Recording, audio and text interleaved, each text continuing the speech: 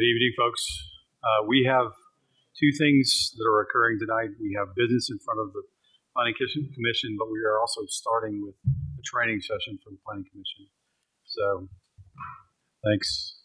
It always helps to have the in the back, so thank you. So we're going to start off with the planning training. So, Jennifer, you want to introduce our guest? Yes, sir. Good evening, Planning Commissioners. Your guest speaker this evening, continuing in our our land use reviewers series, is Miss Lori Ellison with the Elbert County Assessor's Office. She is the GIS specialist and appraiser, and I will turn it over to her to give you a quick overview.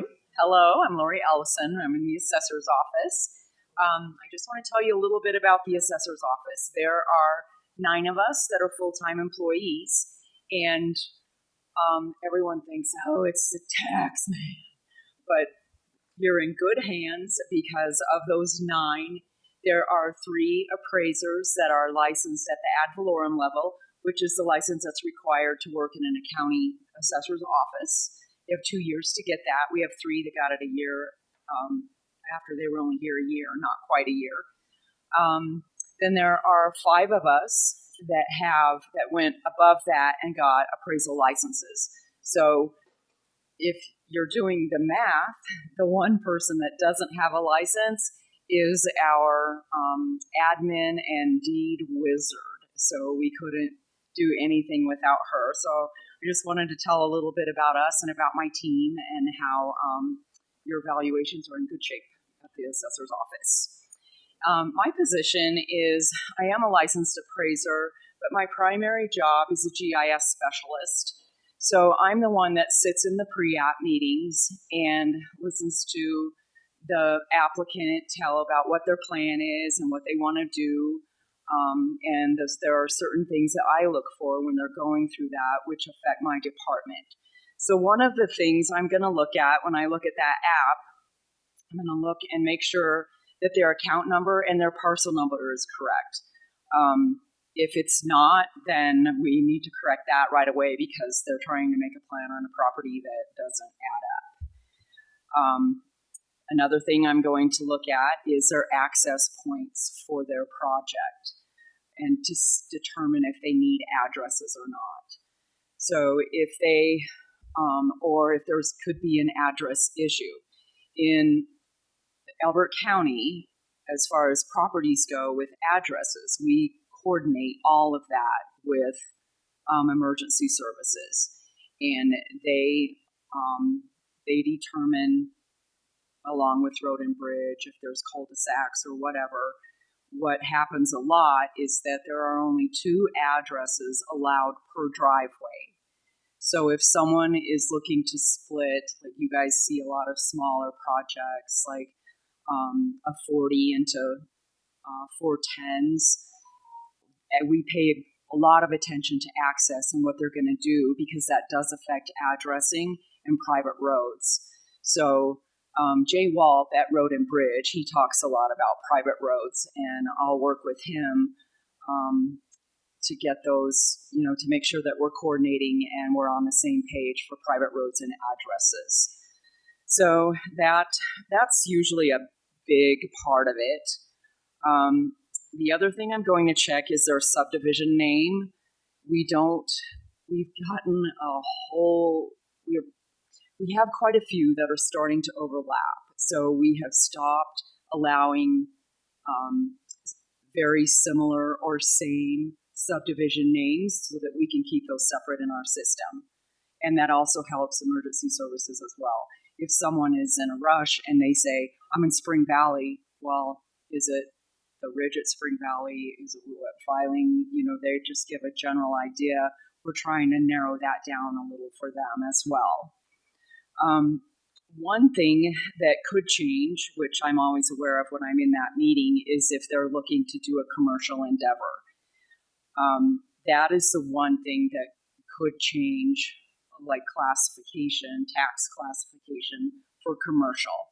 So if they're taking like a residential area or residential vacant land and they're making something commercial, I like to let them know that there could be tax implications on that because some are not prepared for that different rate. That tax rate is quite a bit higher. And it's not required, but we do ask them what area of their project they feel is going to be used commercially and what buildings would be, so that those can be adjusted appropriately when their project is done. If their subdivision is going to be over 10 lots, I ask for a CAD file. If you're seeing some of the larger ones, and I don't know, do they just mainly see the small ones or larger ones too? Okay, everything. So if you look at Independence, I am a one-man band. I do not have time to draft that entire subdivision in, so we ask for CAD files. And they get that CAD file, then I can make it fit in our overall GIS map for the county. So that's what that is for. When we get a draft where we have the chance to make some referral comments and it gets a little further down, and you guys will see those, I'm going to double check their legal description very carefully to make sure that there's not anything there that could hold the project up. I've caught some where they're saying they're in Douglas County, or it's a section township range that isn't even in Elbert County. So I'm going to pick that apart. And going back to Independence, some of those are like 5 pages long. That can be quite lengthy, but we need to make sure it's just another set of eyes to make sure those are good. I also work, I'm sorry to backtrack a little bit, on the private roads. If a private road is required, their name of their private road has to be approved through the assessor's office. And the reason is, first of all, we want to make sure that we don't have a duplicate within Elbert County, but also since Douglas County is our dispatch for emergency services, we need to make sure that our names aren't the same as any name in Douglas County either, the same or similar sounding. So I do my part to make sure that the private road is the right number of characters or whatever, like less than 13 characters is what we allow for a road name. And then when it passes ours, then I'll pass it on to Douglas County and get approval for them for a road name. So that's pretty much what I will look at on the pre-app meeting. And then I know you probably don't see them a whole lot, but I just wanted to touch on it, that you guys will see major plats and minor plats. And in our office, we see a lot of land survey plats as well. So I don't know if you ever see those. I mean, maybe not, because they don't have to go through the subdivision process. And those are going to be parcels that are 35 acres or more. So according to the state, if they're 35 acres or more, they can do their own land survey plat, and we can split those off without a subdivision. So I look quite a bit at those as well. And then we don't set those up ahead of time.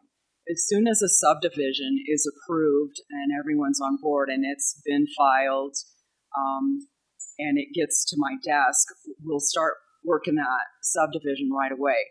But we don't react to land survey plats until the deed comes through. So if someone does a land survey plat that's even 10 lots, we aren't going to put that in the system until the deed comes through, because they're conveyed by deed, not by subdivision. And they have the opportunity to change their mind on the size of that lot, or it could be their legal description doesn't match what's on the lot. So we don't separate those until the deed comes through. On those parcels, sometimes they will create a parcel that is under 35 acres. And we've been talking about that a lot and how we're going to handle those, because if someone has a larger property and let's say they have a 60 acre and they split it into two, then those are under 35 acres. It's a deed is a legal document, so we still have to work those and we still have to do that split, but it creates what's called an illegal subdivision because they're under 35 acres. So that's when we've just started letting CDS know and planning that something's been created that's under 35 acres. So that's my job in a nutshell, and that's how we look at that's how we look at stuff before it gets to you. And if you have any questions, feel free to call the assessor's office. Someone is always answering the phone, and we're always there. Doors wide open. Thank you. Do you have any questions?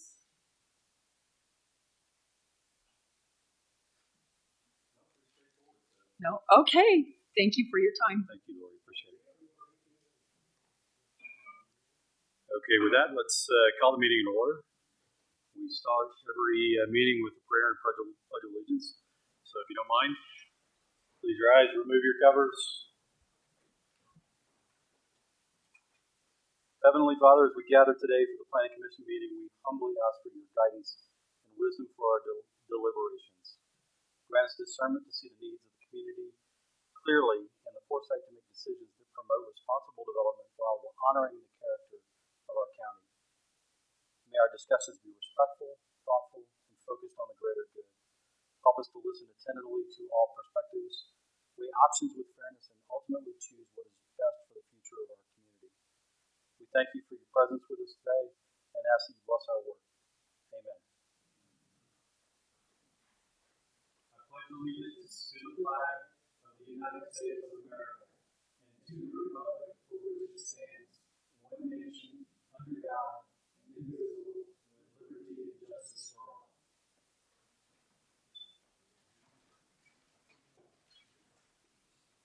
So, roll call.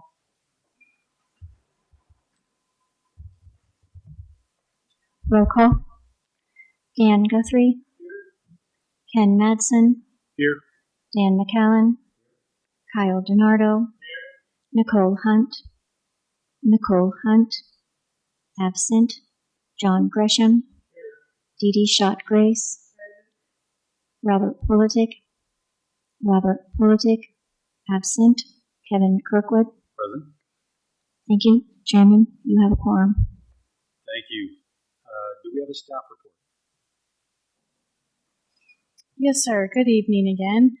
Since your last meeting early in June, the Board of County Commissioners approved the Chevelle final plat at their June 24th land use hearing. So that's the only item I have to report at this time. Fantastic. Thank you. Appreciate it. So at this time, we'll open the floor for citizen comments. This is for any comments that are not related to any of the matters that are on hand or to be heard today. So if you'd like to come up and voice your opinion about something, please jump forward and we will open the floor for you. Seeing no movement, I assume that we're beyond that. With that, we'll close that citizens' comments, and do we have meeting minutes?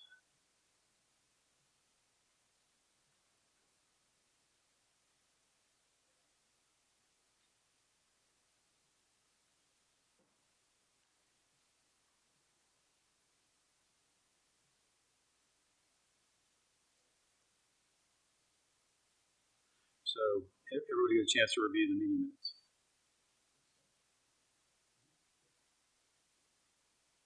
Any changes to the meeting minutes?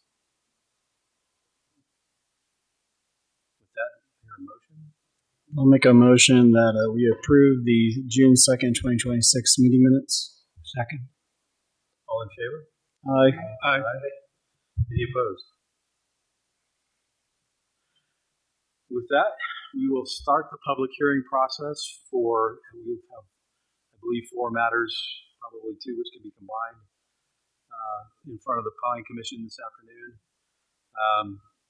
These are hearings to where we will conduct a quasi-judicial hearing, which means the body must find facts based on what is presented and base its decisions upon the application of adopted regulation standards, criteria, and competent and substantial and material evidence reviewed during the meeting. So with that, I will open the public hearing process, and we will start with the Coyote Ridge Metro District Service Plan, and I believe that is SD 2026-001.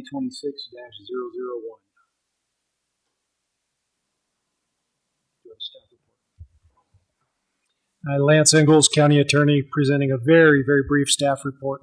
So a service plan is the creation document for a metro district. It's controlled by Article 16 of the zoning regulations, and the approval criteria is limited to one line. Essentially, the one line directs us to the statutes that control service plans in metro districts. So you are to determine and make your best recommendation whether this complies with statute 32-1-203, paragraph 2. That's what's in the regulations. You have a very brief staff report in front of you that tells you exactly what that approval criteria is. And I'm going to turn it over to the representatives of the applicant to present why they believe they meet those approval criteria and why they believe they should get a recommendation of approval. Fantastic. Thank you.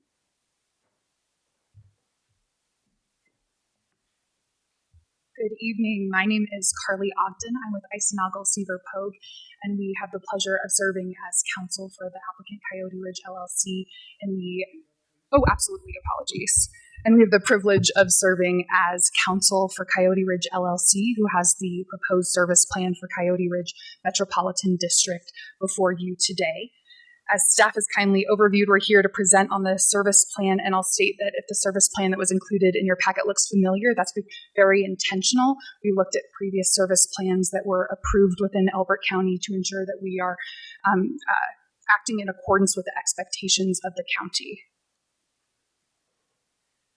Perfect. And I'll start with just a brief introduction of who I have here with me today. You can further answer questions after my presentation, and should there be any.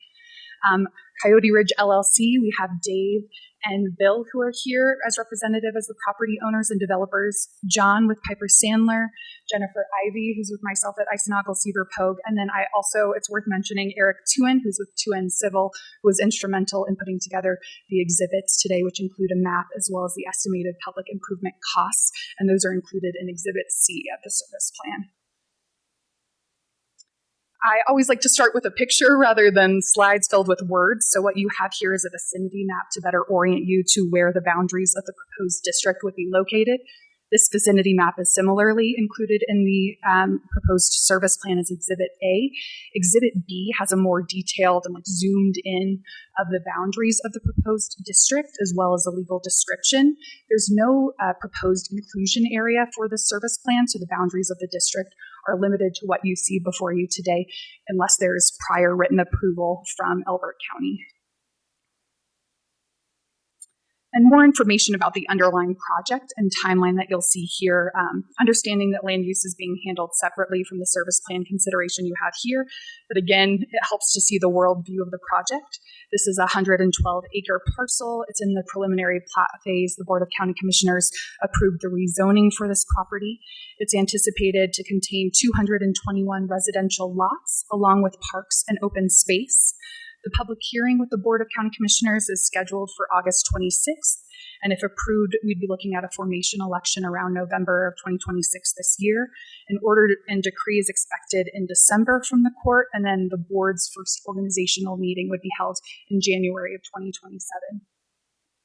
Again, more maps. This is our way of showing some of the anticipated public improvements to be provided by the district. Red, you'll see the interior roadways, blue, the detention ponds, and green is specifically the park, but I'll note that all of the dotted areas are open space surrounding the community.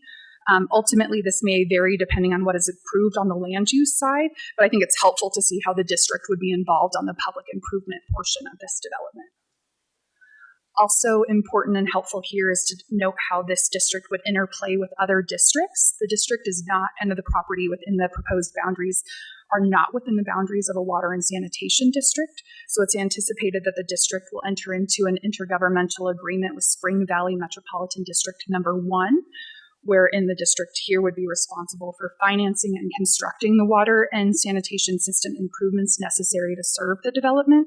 And then once constructed, those improvements are anticipated to be dedicated to Spring Valley Metropolitan District 1, who would take over as owner and be responsible for operation and maintenance of these improvements. Spring Valley Metropolitan District Number 1 would be the party responsible for distributing the water, collecting the sewage, and then otherwise servicing and billing the residential users within the boundaries of Coyote Ridge Metropolitan District. I also want to note that the property is within the boundaries of the Rattlesnake Fire Protection District. The district is not providing any duplicate services or otherwise interfering with the services already provided by Rattlesnake Fire Protection District. And the only exception I'll note is that fire hydrants will be part of the water system, water public improvements that are anticipated by the district. But otherwise, anything else would be in coordination with Rattlesnake Fire Protection District. And that district was provided with a copy of the service plan, and to date we have not received any comments or concerns from them.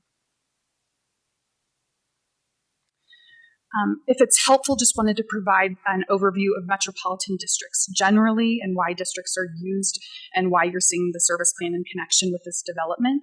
Title 32 governs special districts, and they're created to serve a public use, promote the health, safety, and welfare of current and future inhabitants and property owners, leading to more thoughtful and intentional development.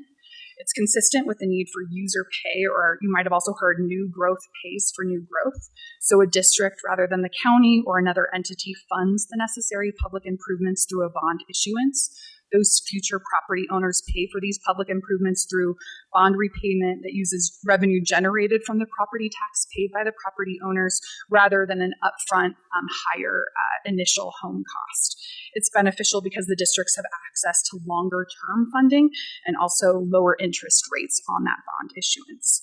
So you'll see this practice used throughout Colorado, and there's a good mixture of residential and commercial special districts here in Elbert County already.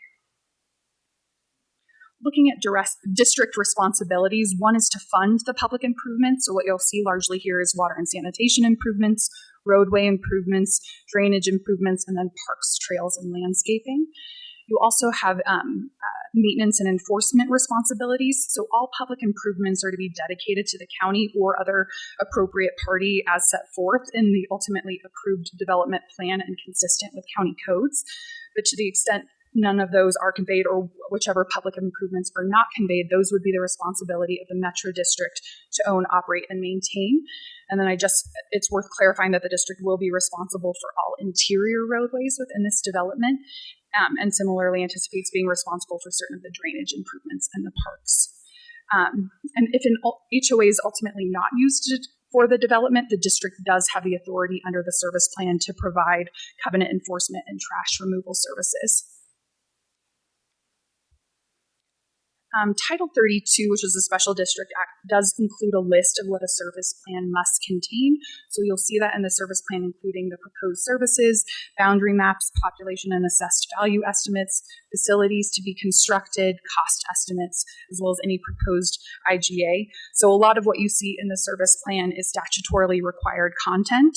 And we worked with staff and then also Anderson Analytics to address any county concerns. And then we made corresponding revisions to that before it was presented to you today. I also wanted to provide an overview of debt limitations under the proposed service plan. The maximum debt authorization, or the total debt limit, as you'll see is the defined term in the service plan, has a limit of $26,300,000. This is larger than the 2026 estimate cost of public improvements. That's intentionally done to account for inflation, contingencies, unanticipated changes that arise between when a service plan is approved and when construction ultimately occurs. There's also correspondingly a debt service mill levy cap. For this district, it's 65 mills, subject to adjustment, but there's also the ability to, once debt is equal to or less than 50% of the assessed valuation, then the debt service mill levy can be whatever is appropriate to pay that bond. Also, any worth noting costs outside the parameters of the service plan are to be borne by the property owner and home builder rather than the district. Some other service plan limitations that we wanted to highlight are just the disclosure and transparency requirements of the district. The emphasis being on making sure that purchasers are aware of the district as well as the services that it provides and the mill levy that it imposes. There's an annual report, and that's a statutory requirement, as well as included in the service plan that's provided to the county annually. There's similarly an annual transparency notice that's available online, as well as provided to property owners within the district. There's a district website because of when the district would be formed. They post meeting information as well as other district documents on a publicly accessible website. And then I also want to note that there are other home builder specific disclosure requirements that touch on special district services and mill levies that are required under Title 38. And again, want to emphasize that the consideration of the service plan here is separate from the necessary land use approval, and there's specific language in the service plan saying that approval here does not imply approval of the development of the property as it goes through the separate land approval process. Also touching just a bit on bond structure and repayment, but thankfully I have John back here in case you ask some nitty-gritty with the financial questions, but this just shows a numerical example of the application of the financial plan set forth in the service plan. It projects an issuance in 2028 to fund public improvements and a refunding process in 2038, again phased to better support the new development and what they need. And the debt would be issued in accordance with the Special District Act and state law. And as Mr. Ingalls kindly noted on the first hand and also included in the staff report, there are criteria under the statutory criteria when considering a service plan. One, whether there's sufficient existing and projected need in the service area for the proposed special district, whether the existing service in the area to be served by the proposed special district is inadequate for present and projected needs, whether the proposed special district is capable of providing economical and sufficient services to the area within the proposed boundaries, and whether the area to be included in the proposed special district has or will have the financial ability to discharge the proposed indebtedness on a reasonable basis.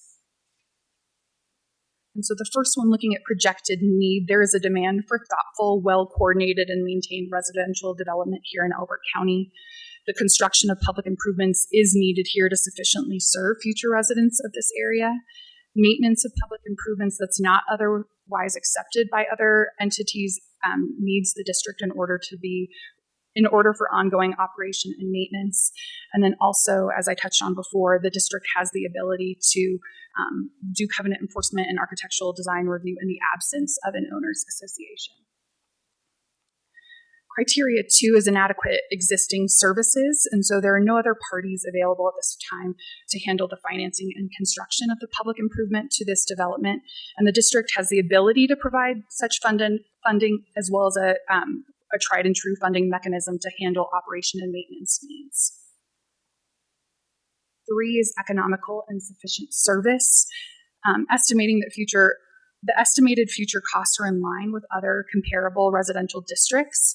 And as you'll see in the report that was kindly submitted by Anderson Analytics, did some comparisons with other adjacent and similar metropolitan districts within the county. And that the district will provide adequate and perpetual maintenance of improvements that are not otherwise dedicated to other parties, and then also just emphasizing the numerical plan that was included in Exhibit D of the service plan.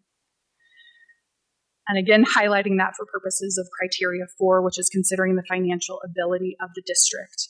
And then I just again want to emphasize the financing plan is further subject to limitations of bond industry, limitations imposed by bond counsel concerning tax-exempt bonds, as well as limitations under this service plan and then state statute as well. And also highlighted in the staff report is the findings for the service plan criteria, whether adequate service is not or will not be available to the area through the county or other existing municipal or quasi-municipal corporation, including other special districts within a reasonable time and on a comparable basis. The facility and service standards of the proposed district are compatible with the facility and service standards of each county within which the district is to be located. The service plan is in substantial compliance with the master plan. The service plan is in compliance with any duly adopted county, regional, or state-long water quality management plan for the area, and the creation of the proposed district will be in the best interest of the area proposed to be served. So looking at criteria 5, inadequate existing services, this is similar to what I touched on before, but for the district, the public improvements necessary could not be constructed or maintained within a reasonable time and on a comparable basis. 2, looking at the facility and service standards. Under the service plan, construction done by the district must be in accordance with the standards and specifications of the county, including necessary approvals and permitting. And I specifically called out the provisions of where that's listed in the service plan. Criteria 7 and 8, compliance with the master plan and water quality plan. And again, want to emphasize that the underlying property is going through its own separate land use approval, and that the district will also be subject to all zoning, building code, and other land use requirements in the construction of public improvements. And then 9, best interest of the district. The district is necessary for the construction and financing, and as well as ongoing operation and maintenance of the public improvements within this community, and all to promote the health, safety, and general welfare of the ultimate occupants of the district. And then again, just returning to potential timeframes and next steps, we request that the Planning Commission recommend approval of the service plan without modifications to the Board of County Commissioners. Their current public hearing is slated for August 26th. We would then submit, if approved, submit to the district court for a call for election and certification of the ballot, with an organizational election to be held November 3rd of this year, after which point the district court would enter an order organizing the district and looking at the district having its first meeting in January of 2027.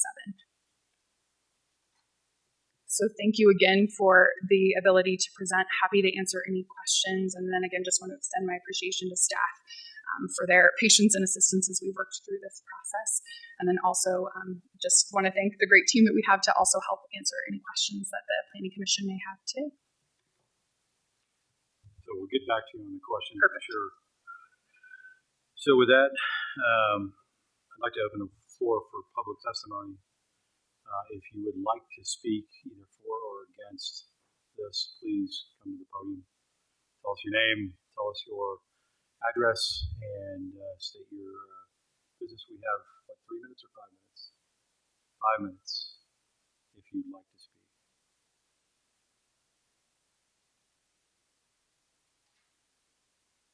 It's pretty quiet in here. Y'all are all here for vigil or something else, right? Okay, just checking. Okay, with that, I'll close the public testimony. Let's go on to board-only discussion. We'll start doing this? Okay. So, Dan, you look like you want to talk. Guthrie? I have a question. Maybe it is not as germane as it seems, but you mentioned there will be an election of the board of directors for your new metro district. And then when it is merged into Spring Valley, will that board be disbanded, or will it be included in the metro district for Spring Valley? How do you intend to handle that? Yes, thank you. They will be 2 separate legal governmental entities. They'll just have an intergovernmental agreement between the 2 parties about the provision of the water and sanitation services. So they will be separate boards. It'll just be an IGA, an intergovernmental agreement between the 2 of them. Yes. Well, that IGA will continue once those 2 are somewhat merged. Let's put it that way. Yeah, you're exactly right. So that I use the word anticipated a lot because there's not a district yet to enter into an agreement. A lot of these are what is anticipated to be in the intergovernmental agreement. But yes, once the district is fully organized and can operate on its own, then it will begin negotiations with Spring Valley for the provision of those services. Yep.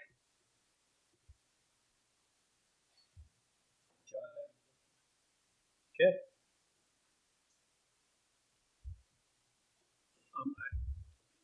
I'm just looking at the language talking about with Spring Valley, it's anticipated. Yes. I guess, has there been discussions with Spring Valley? Are they amicable to having this relationship, or where exactly is that? Yeah, great question. There is a will serve letter from Spring Valley that sets forth kind of their expectations of what the district would need to provide. So that's what we're operating in line with. But again, kind of the same legal answer as before, without the district being fully formed and able to enter into an agreement. We don't have like a draft that we're able to afford you today. But we tried to be more detailed. I don't know if you have easy access to page 6 of the proposed service plan. It details some of the parts of the water system that are anticipated, transmission and distribution pipelines, on-site water distribution systems to transport the water from connection point to areas within the project, valves, pressure release valves, fire hydrants, and then other pipelines and pump stations as needed. So we put in as much as we could, kind of set the expectations of what's going to be included in that. But that's the reason why there's not a draft IGA included in the service plan before you. Thank you. Yeah, of course. That's it for me.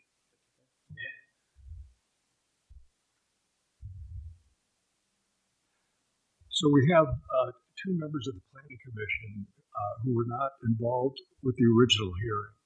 And I know when this was originally brought to our Planning Commission, we did not approve it. I realize the county commissioners did, but the Planning Commission did not. And I'm curious, what has changed? What is different now?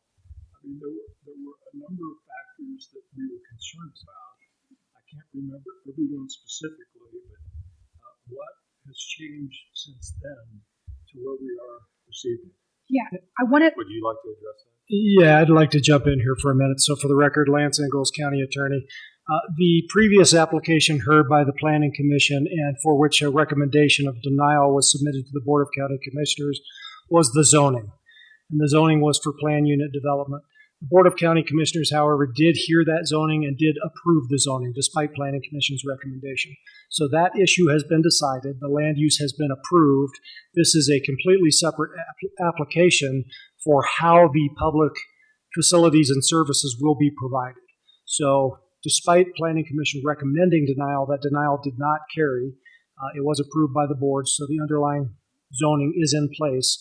And the proposed special district is, again, to build the public improvements and provide any necessary services. Let's be clear. It was denied the first time by the Board of County Commissioners. It was appealed and then came back for a second session where it was approved. That's the question of what changed. I don't know what changed. I do know that the land use is approved, however. Does that answer your question? It's not. So,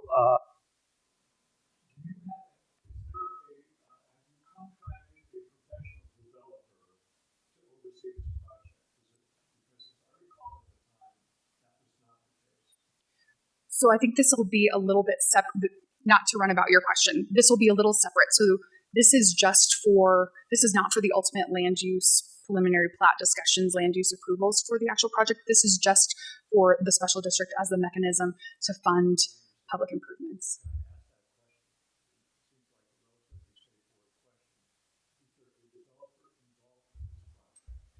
So right now, Coyote Ridge LLC is the property owner. Yes. Any other questions? Kyle? So just looking over this, do you have any? It seems like your debt levy. What is it? Total of 80 mil. I'm so sorry. Your mills. What is it? 65 plus 15, right? That's what's put forth in the numerical plan as an example. Can I ask why so high? Because it's kind of higher than any of the other metro service districts that we have in Elbert County. Yeah, so it's in line with what was approved for the Canyon Ridge one last year. And actually, if you look at the Anderson Analytics, it's in line with what the other metropolitan districts within Elbert County are currently imposing. How many homes were approved in that Canyon Ridge? Because the only reason I'm asking is just you're rather small, right? It's only 220 homes. And just how high of your mill is going to be, I just wanted some further justification on why it's that high. Because I mean, you're on par with like Independence, which is, let's say, 1,400 homes plus. Yeah, I think it's just in line with other special districts, the expectations for property owners. Yes. All right, thank you. Absolutely. Any other questions, Kyle? Edie? Okay, so I, of course, have my usual litany of questions. So 26 million with the 65 plus 15 mills. Does that cover the cost of the Spring Valley sanitation and water delivery. Yes. So if you look at Exhibit C, that has a better detail of the probable costs of construction related to those, which include the water, sanitary, and storm sewer services included. Yes. Okay, and so this district is primarily going to be responsible for roadway, drainage, parks, and landscaping. In terms of maintenance, correct. Okay. Seems like you're going to be able to build a pretty good park and pretty good landscaping for that money, but I'm assuming that Spring Valley will get the connection fees Yes. as well. Yes, that's what's anticipated and put in the numerical plan. Right. Yes, those I tap didn't see the fees. number. What's the tap fee? Gosh, John might know off the top of his head, but 16,200. 16,200. It's cheap, right? Okay. Great. I don't have any other questions. We went through 9 criterion that were listed there. Does that line up with the simple discussion or simple points that you were expecting? Yes, the presentation aligns with the approval criteria that are in statute. Okay. Any other questions? Any other comments? Any other concerns? So I would like to hear a motion on SD 2026-001, the Coyote Ridge Metro District Service Plan. Yeah, I'll make a motion. Motion that the Planning Commission recommend approval of SD 2026-0001 as presented in the staff report. Do we have a second? Roll call vote.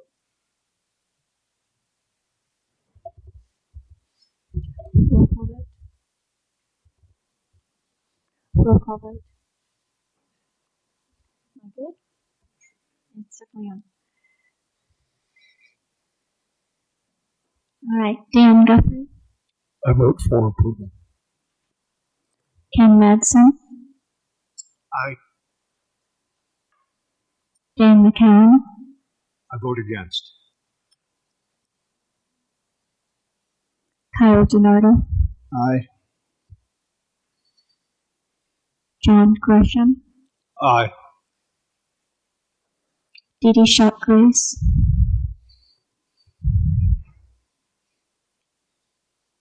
Kevin Kirkwood, In keeping with my original vote, Coyote Ridge, or in this case against Coyote Ridge, I vote nay. Thank you all for your time. I have the vote. Nay is 2, ayes 5, 7. Thank you. So we will recommend approval for this to the Board of County Commissioners. Thank you. Jennifer, are we ready to start again? Okay, with that, let's open the public hearing for Vigil, and that's final plat, FP 2026-003. Danny, I think you're going to present. I am here to present. All right, good evening, Planning Commissioners.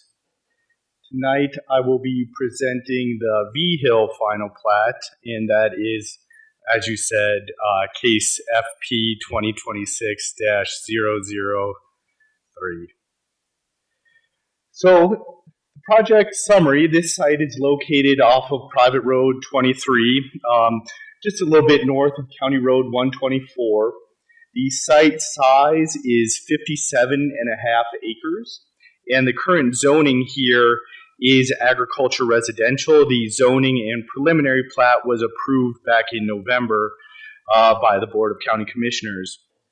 Here we have the applicant representative, Jill Rapella, and the request here is a final plat to subdivide the 57.5 acres into 5 lots that are each 10 acres. The subject property address is 30951 Private Road 23 in Elizabeth, Colorado, and the property owners are Shane Jensen and Sean McKeegan. Here is a location map of our county, and highlighted is the property address there with the bubble.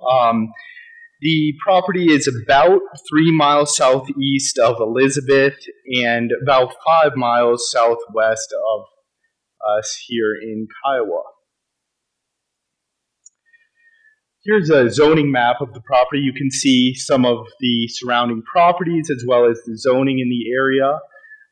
Directly to the north is the Watts subdivision with lots approximately 14 acres. Directly to the east and kind of within the horseshoe of the V Hill property is an Elbert County owned property which previously hosted the Titan missile silos. Again, the closest agriculture residential lots are directly to the north. Here's an aerial view of the property. You can see it here with the cross-hatching. Some other major county roads can be seen here, as well as Arrowhead just to the northeast. And again, County Road 1721, major road nearby, and then County Road 124. Which private road 23 connects to that going north. Here's another look at the property. This is a little bit closer. You can see this horse training and home right here to the west of the property. And then here's the Elbert County compactor site. It was also a dump in Elbert County for several years, and that property is still owned by Elbert County. Currently, there's no wells, driveways, or structures on the property, just private road 23, which intersects this property. One last image here, you can see better Elbert County site and how this oddly shaped property kind of encircles it, and then the property owner out here to the east. Here is a look at the final plat, how this will look when subdivided. It has 5 lots, all with building envelopes. And an interesting feature is Lot 2 will only be located to the west of Private Road 23, and a deviation here was approved by the Board of County Commissioners to allow the private road to intersect the lot. That was a request in the preliminary plat. And then there's going to be no structures on this side of the horseshoe of the property that's outside of the building envelope. Here's a look at the property from a site visit that we recently took here. As you can see, this is a very treed area. Nice property looking here. You can see the road. This road is more narrow than Elbert County specifies, so there's going to have to be some road widening through the property, and the applicant is aware of that. They've submitted a quote to us, and they're aware that they're going to have to widen this road a little bit to meet county standards. Again, this neighboring property, this is was an underground facility, and there are monitoring wells in the area to check for contamination from the compactor site and from the previous use of the missile silos. So a little further detail. Currently, the property semi-forested with no structures. It is zoned agriculture residential, and it's about 3 miles from Elizabeth. There is a private road maintenance agreement that the V Hills will record for their 5 lots to maintain their section of road, and before access permits will be granted, improve that section of road. And again, it's 5 lots with building envelopes. So, public comments. There was a community meeting held where there were 8 attendees. The primary comments during that meeting was whether there could be further subdivision after this. Based on the zoning, there can be no further subdivision, so you wouldn't see anything smaller than the lots here today. One additional comment was received in opposition in the lead up to this meeting after the staff report was published, and that comment had some concerns about roads in the area. One was a very specific concern about the intersection on County Road 124, which does seem to be poorly designed. So we've sent the comment over to our Public Works, haven't received any response back on that yet. But those concerns were noted, and some concerns about the higher density in the area. So moving on to project review, all comments have been addressed, and this project did go through the preliminary platting phase and the rezoning previously. So there were maybe fewer agencies than normally respond, but again, they had previous cycles and previous applications also where we got input. This project hasn't changed too much since it was presented to us. So a little look at the timeline here. This came for a pre-app back in January 15th of 2025, where they were presenting about the proposal. There was a community meeting following March 2025, and a referral this year, April 16th to May 7th, and then all notice requirements were met per Elbert County zoning regulations, with a sign posting on June 18th, newspaper notification published in Elbert County News June 19th, and we do have a scheduled Board of County Commissioners hearing tentatively for July 22nd. Well, that is scheduled, so not tentative. So here are our review criteria. Elbert County subdivision regulations has these criteria for you to consider with these final plat requests. So the first is that evidence that a provision has been made for a water supply that is sufficient. So water supply will be served by individual wells for these 5 lots. The Division of Water Resources deemed the water supply plan to be adequate for the development. Most of this was done during the preliminary plat, but we did reach back out to confirm they were still content with the plan and had no objections, and they are. The minimum amount of water required here in Elbert County for a residential lot is 0.4 acre feet of water per year. This plan offers 0.7 feet per lot just through the lower Dawson. They also do have water in the lower aquifers, but I believe the plan is to use lower Dawson. And the total rights per our 300-year water rule, which is 3 times as strict as the state. They have 3.65 acre feet in the lower Dawson, and there's 3.4 is the demand for the development, or about 3.5. Further review criteria, that evidence has been made for sewage disposal, so there won't be any public sewage disposal here. The development does meet Elbert County requirements for conventional residential development, which allows for individual well and individual septic because the lots are all at least 10 acres. The applicant signed a letter of intent acknowledging that on-site wastewater treatment systems will be permitted on a lot-by-lot basis with the approval of Elbert County Public Health and Environment.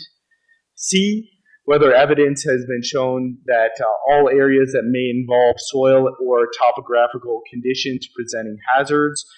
So this site was reviewed by CGS, Colorado Geological Survey, and it contains only isolated areas of steep slopes. It is outside of the Running Creek and Dry Creek mapped 100-year flood hazard limits, and there are no unusual geological hazards known or suspected that would preclude residential development at this density, and they had no objection. And then moving to the final 2, D and E, whether the application is in compliance with our subdivision regulations and zoning regulation. and this application has adequately addressed all concerns raised regarding compliance with zoning and subdivision regulations respectively. The shape and layout of the site do require the modification of that standard with the road crossing one of the lots. And that was approved by the Board of County Commissioners previously during the preliminary plat. And there will be no structures on the east side of that lot. The building envelopes conform to required setbacks in the agriculture residential zone district as well. And then finally, E, whether the application is consistent with the intent, policies, and goals of the Elbert County Comprehensive Plan. Staff do believe this is consistent with the current comprehensive plan. One would be water, sewer, and waste disposal, that new development shall conform to state laws covering domestic water supply and septic system. Another would be residential development. Elbert County supports residential development by encouraging a range of lot sizes associated with available roads and infrastructure. New residential development should cover all costs of on and off-site roads, so improving that road through the property as well will be something they will do. A few considerations for your decision today. Its proximity to an incorporated town. It is about 3 miles from Elizabeth, kind of in our target for development. Applicant addressed all concerns from review agencies. Again, this did have approval of a preliminary plat and rezoning in November, and then the adequacy of water to support this subdivision. Pretty standard potential conditions of approval for you here today. One is something from our regulations, remove the signs within 2 weeks, or they'd be subject to a fee. The final plat shall not become effective until all fees are paid, and then recordation of appropriate documentations to occur within 180 days. And then the fourth condition would be that the private easement that crosses Lot 4 must be vacated prior to any building permits being issued for that lot. So they're working to vacate that private easement that crosses through that lot. So that is my presentation here. Excuse me, Lot 2, that is a typo. It's Lot 2, not Lot 4. So we'll strike that, not Lot 4, but Lot 2. So that is a mistake there. I'm sorry about that. And then here are some photos that the applicants have provided to us, and they are here to speak and answer any questions as well. So thank you. Thanks, Danny. Applicant, would you like to speak? Good evening. My name is Jill Rapella. I'm the representative for the applicant. We also have one of the property owners, Sean McEgan, here too, if there are any questions for the property owner. Danny did a great job in presenting. It's pretty straightforward. The Planning Commission voted unanimously to support this application for zoning and preliminary plat. So we're here to kind of wrap things up with the final plat. We have I spoke with Lance Ingalls about the documents that the county finds sufficient for the vacation of that access easement that the road was never built on. The road was built in a different location, so the approval of this final plat will create that new access easement that will be a better access easement for the properties that use it. Other than that, if you have any questions, I'm available. Fantastic, thank you. Thank you.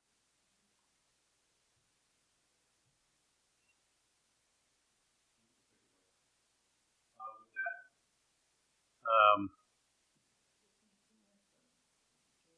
let's take a 2-minute break. We need you, Mars.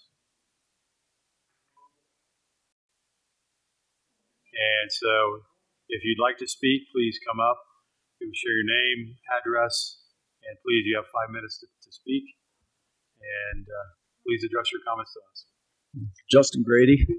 I actually live up in the area here. I'm the oldest living person up in that area. Okay, I've been over there for 30 years. Was there when there was just me. Nobody else lived up in the whole area, which is fine. It's all. But my questions are being The road has been a problem for over 30 years. I've maintained that road for over 30 years myself. As the county allowed more people to come into that area up there, nothing was ever done. When they added a private road to the east, can't remember what they call it. It's a private road, something. Again, 4 or 5 more houses were put down that road, and nothing was done for the road. Nothing for the county was ever told to the people before you can buy and add to this, which I don't know if that's correct on the county stats and how they do things, but there's at least 5 or 6 people up down this other piece of this road that tails off along the V hill where it horseshoes around down that way to the east. There's 5 or 6 more homes down there. The road is, if the fire department has to come down, forget it. Whatever's burning down there is going to burn. Who's ever dying down there, if it's muddy, it's snowy, whatever, no, it's done. You can't get to it. It's not been touched at all. But again, not part of this. But again, we did a new road here, I don't know, for the 2 15-acre divides. We did, Alan Watts Jr. had to build a road into this from what was there, which was an old cattle trail, give or take. So they did, but the road is only 40-foot easement, and I've heard you speak that it is going to be brought up to county stats, and that would be the first little over a half a mile of road right now, which as it sits right now, there's a 40-foot easement in there, and it was never done correctly. There's no ditches in the wintertime. When I got to plow it, if I fall off into that ditch, I'm stuck because it was not done correctly for the 2 15-acre developments that Watts had to put in. We didn't do it at the time when Watts owned all the land there yet, and he could have been forced into making it a 60-foot easement. We didn't do that. So now we got a 40-foot. The ditches are this wide, go down this deep, and right now you can't mow them, you can't do anything. It's a weed hazard. I mean, weeds blow just constantly because you can't get in there and do anything. Okay, so my concern is the road. Who's going to take care of it? Now we're at 40. We're at 40 right now. If you go to county specs, which I believe is 60 feet wide on the roads, okay, now we got a 60-foot wide road. I've got a John Deere 4020 and an 8-foot blade. That's not going to work for a 60-foot wide road. So, okay, they're going to build it bigger to get their 5 new subdivision or whatever they're going to houses in there. Okay, Watts went 40 wide to get the 2 divides that he put in there already. So now we sold it. It was supposed to be a V-Hill. Am I correct in saying this? It was originally a V-Hill that bought this property for 5 houses at 10 acres. What happened to that? Okay, I'm sorry. During the January time that we were here, I was in the hospital with cancer, so I'm sorry. Got nothing to do with this, but I couldn't make the preliminary V-Hill plat deal. Okay, now I see, is this owned by a vehicle anymore, this 57 acres? Who does own this property now? That's a right to know? It is. Okay, so I understood that it was Mr. V-Hill. We will ask the applicant to respond to your question when you're done, so please direct your comments. Okay. Well, I didn't, yeah. So my question being, the driveway, of course, who's going to take care of it? We get to 60 feet now. Who's going to take care of it? As well as I do, as the county commissioners and county planning commissions, roads are a big deal to take care of and expensive. So that's my concern.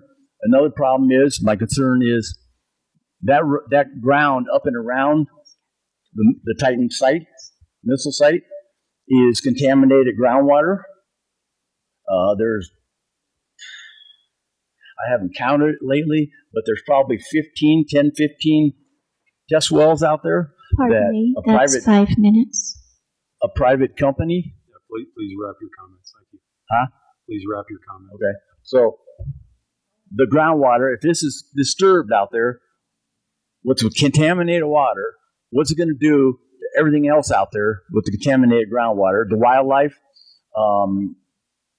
and everything else? It's contaminated by the Air Force, and you folks know that. So who's going to take care of that when these are all dug up, basements and everything are dug into? Great. Thank you so much. Okay. Appreciate your comments. Anybody else like to make a comment?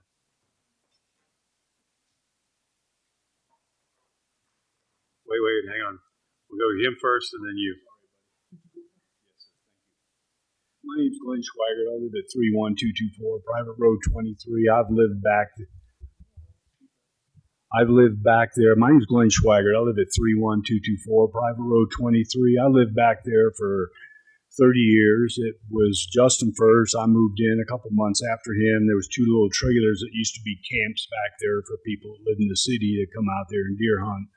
It was 2 tracks going in there, 2 tracks going out. We had to open gates to get back there because Alan Watts was a special kind of guy sometimes, and we had to deal with that. Finally, we just pulled the gates out and went back in and out. So we've actually had to have bulldozers back there in some years that I can remember to be able to get back into our properties back there. So I actually owned 2 40-acre lots at one time.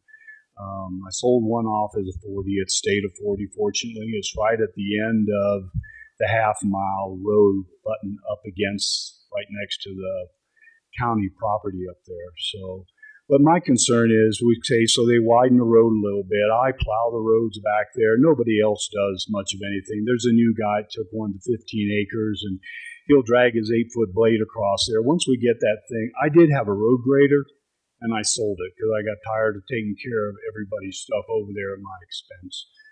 Now the road's going to be, 60 foot wide, or the easement is. You can't do that with an 8-foot blade. You can't get the snow out. If there's an emergency back there, there's going to be a problem. So I actually had my daughter come here in October when they had a meeting and did a presentation for me because I just got out of the hospital with a knee replacement about 4 days before the meeting happened, so I couldn't make it. My concern is I had her address it and see if we can get this a half a mile of road. The county's making some money on that. I know when I lived back there 30 years ago, that was my decision to move back there. But now it's getting hectic. There are currently, if I remember right, 1, 2, 3, 4, 5, probably about 10 houses roughly back there. We're going to add 5 more. We're going to be at 15. They all intersect at the end of that half a mile drive that goes up there that the people kindly have agreed to widen. It would really be nice if the county could take that over and just maintain it and run a grader on it twice a year for 2 hours. And if it snows really deep and nobody can get out, they would help with that. Major concern is if somebody back there, I'm 72 years old next week. I have a heart attack back there and there's snow and nobody can get back there, or if people don't maintain the road as they claim they're going to, we got issues to deal with. So I just wanted to express it. I don't have a problem with the people moving in there. I think it's awesome that they want to. I just have concerns of the liability of somebody getting hurt or somebody getting sick and not being able to get back there. There's going to be a lot more trash trucks rolling in and out, more UPS, Amazon, and FedEx trucks running back there. It's going to take a lot to maintain that half a mile of road. There's money coming in now. There's 15 houses back there. We're all paying taxes. With a half a mile of road in there, it would be nice if the county would consider the residents that live back there. They've made some money on that over the past few years. And I know you can't put it in this year's budget. Maybe next year might be a problem too, but somewhere down the road, if y'all could just find a reasonable request and be able to maintain that half a mile. I mean, it's right around the corner from where you guys drive your graders. Your trucks go up and down that road all the time. It would just be nice if, for the residents of the county to feel like they've been helped a little bit through this thing. So that's all I have to say. Thank you. Thank you. Sir, your turn. My name is Travis Johnson, and I live in the neighborhood. I can see my house up there. When we Mind, could us the address? What's that? Oh, 5999 Private Road 126. That's the road that he couldn't remember. That comes off of Private Road 23. And he's right. The maintenance of the roads has declined considerably. It's really difficult. It's almost impassable at times. But that's not what I came to talk about. But I thank you for the opportunity to address this issue. When my wife and I bought property there, we bought it with the understanding that these were 40-acre agricultural lots, agricultural residential lots. And we take that very seriously. We work hard to make the land productive for agricultural purposes. But the commission has allowed many of these plots to be subdivided. And so we have more population, more straws in the ground, taking out water, and now you're asking for 5 more 10-acre lots, which they're not really agricultural when they're 10 acres. So I don't believe that's really the intent of the county for this land back there. So anyway, I would urge you, challenge you, beg you, call you, please, to be heroic in this. Heroism is needed in this hour. Elbert County is a great county, beautiful with rolling hills, forests, fertile pasture land. People who have made this their home want to keep it this way. We want it to remain rural and agricultural. We're blessed to have a rural and ag culture here. We farm and ranch, raise cattle, sheep, other livestock, chickens, and we farm. We want to be able to continue to do that. Agriculture is a major industry and a very important one to those who like to eat. Every ecosystem has what is called a carrying capacity, based on the necessary resources present in that ecosystem, such as water, forage, and land, to name a few. If you deplete any of these resources, you lower the carrying capacity to sustain life for plants and animals and humans. Many civilizations have perished as a result of overpopulation, exhaustion of resources like water, arable land, and overgrazing. Look at the Dust Bowl as an example, the Dust Bowl. We need farmland to produce agricultural products. 10-acre parcels are not going to do it. We need water for agriculture. More straws in the groundwater will deplete this vital resource. Buildings erected in close proximity take up vegetation that allows the soil to hold water, contributes to drought, and more warming of the environment. Someone in authority has to say, enough already. We cannot continue this urbanization of our county and still have our rural lifestyle and culture. Plus, we probably do not want urban crowding, traffic, crime, and disorder. We want to keep the natural beauty of our rural land.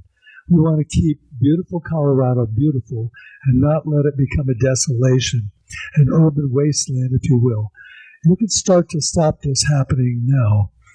When our grandchildren ask how it went from being beautiful Colorado to being overcrowded, overpopulated, drought-ridden Colorado, we can tell them that those in authority allowed developers to do this. They bowed in pressure from people who didn't care about the land, the community, or the Colorado culture. They just wanted to make a lot of money. Do you want this to be your legacy? Thank you. Thank you. Any other comments? Any other questions? With that, I would invite the applicant to address those concerns raised by the citizens, and we will close. I'd be more than happy to address. Again, Jill Rapella. To explain the first question that came up about the V Hills, this is a family that's dividing the 5 lots for themselves. Dominic and Crystal V Hill are the parents, and the other 4 lots are going to go to their adult children. So it is not a developer situation. It's not a for-profit situation. Sean McEgan is one of the son-in-laws who owns the property now. So the road widening, because of this subdivision and this application and getting approved, that road will be improved through, if we could go to the map that shows, actually the final plat document might be the best one. So the road that is going up through there now is the more narrow road. We will be widening that road to meet county standards. And more importantly, that I've always felt was important, in meeting the county standards, it's going to satisfy the fire department too. So that does not exist now, but by approving this, that will then exist and will happen. The Vigil family, every member of those 5 lots, has made an agreement to maintain that entire road that goes through their property. From what I'm hearing, there's some issues and challenges with the roads that go north. We don't have control of that, but that's for the property owners to the north to come together and maybe work with the county on that. But we do have a maintenance agreement for that long stretch of road that the neighbors to the north use. So the Vigil family members will be maintaining this. There have been environmental studies. This was all done during the zoning and the preliminary plat. The environmental studies have been done, and it was cleared for that. The wells and the water was looked at by a water engineer. That's been satisfied. Trying to think, was there any other question that came up? Trying to address all of them.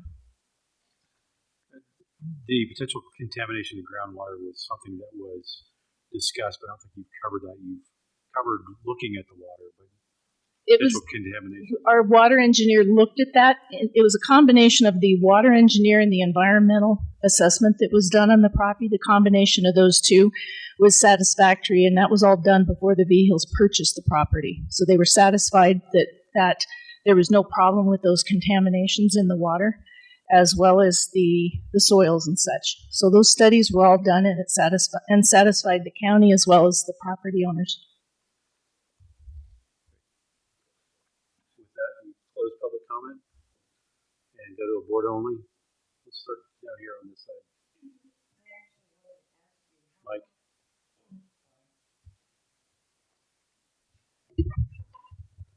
How long ago was that study done?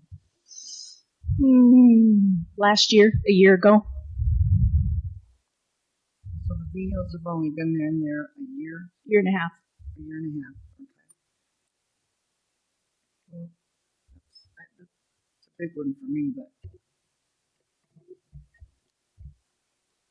think that's all right now. Okay, thank you, Dee Dee. Wait, don't leave, come back. I just have a couple questions on your road maintenance agreement. So I know when we looked at this, there wasn't one already in place, but reading it through the application, a couple questions. Was this recorded with the county? The preliminary plat, yes. No, the road maintenance agreement. Because you have language in there that it's going to run with the land, but was it recorded with the county? I don't know if the county has recorded. We provided it to staff. We have no problem if it's recorded with the recordation of the final plat. That'll be the responsibility of them to record their maintenance agreement. Okay, because my other concerns on just the maintenance agreement, I don't have any concerns on the build. I think that's great. But you have a termination clause in there that by 2/3 vote of the owners, you can null and void that agreement. So then what happens to that road if this gets approved, gets recorded, and then 2/3 go ahead and terminate that road maintenance agreement? Well, the road maintenance agreement is among the 5 property owners. Yes, but you do have, okay. What I'm saying though, is you have termination, and I'm just looking out for the other people that use that road to go north. So in that clause, it says if 2/3 of the property owners go ahead and terminate that agreement, that road maintenance agreement is null and void, correct? Okay, I don't love that language. I think it's I think it's a little bit low. Do you have any comment on that? Well, we will take it in advisement, and the family can discuss it because it's a private road. It is a private agreement, so they can work through that. And well, but it's private agreement though. But it is going to run with the land as the last section language in there, correct? Mm-hmm. And the other only thing I don't love about it is it doesn't really call out your maintenance. I mean, it doesn't even have snow removal as part of that maintenance agreement. So I just wanted you to be aware of that. Okay, I just feel like it's a little bit limited. So, thank you. It was a pretty standard form that we started with. I'll have suggestions for you. Okay. Fantastic, Dan. I mean, it certainly sounds like there are legitimate concerns about the road and who's going to maintain the road. So you say the Vigils will maintain the road. How will they do that? Will they do it themselves? Do they have sufficient equipment Are they going to, do they have a third party? I will have Sean, who's one of the property owners and party to the agreement, answer that. Sean McKeegan, and this property, but my current residential address is in Parker, so it's 10415 Drake Place, Parker, 80134. We plan to maintain the road ourselves, and so purchasing proper equipment. We all have trucks for snow plows, things like that. We understand that there's going to be an investment in maintaining the road after that. As far as grading, things like that, we understand it's a private road, but we do plan as a family to maintain the road. We also need to access it, and so we do understand we'll have to maintain that. I'm not sure you answered my. So it's one thing to say you're going to maintain the road, but do you have the equipment? Do you have the expertise to be able to do that? Have you been doing that up to this point, or has somebody else been maintaining that road? We have not maintained the road yet, no. Pardon me? We have not maintained the road yet. Okay. So how are you going to do that? Because it's, like I say, it's easy to say you're going to maintain it, but what type of equipment do you have? What type of expertise? Because these roads can be a challenge. So one of the brothers that'll be moving into it, one of the family members moving into this, does have quite a bit of experience. However, we have no problem going to third party if we have to get somebody out there to help maintain the road.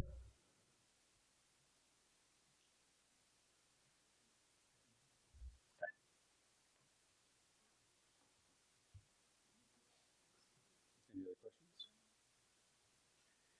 Ken, you're up.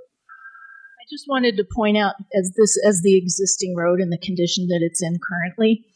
And before they can begin to maintain it, one of the first things they need to do is to widen it to county standards. So that effort will happen on the road, and then the maintenance will occur at that point. And just as a reminder, in that section that they're maintaining on their responsibility, all the property owners to the north will benefit from that and are not contributing to that maintenance of that. So I think that the property owners to the north are going to have a significant benefit to the V Hill family maintaining this section of road. Thank you. Ken?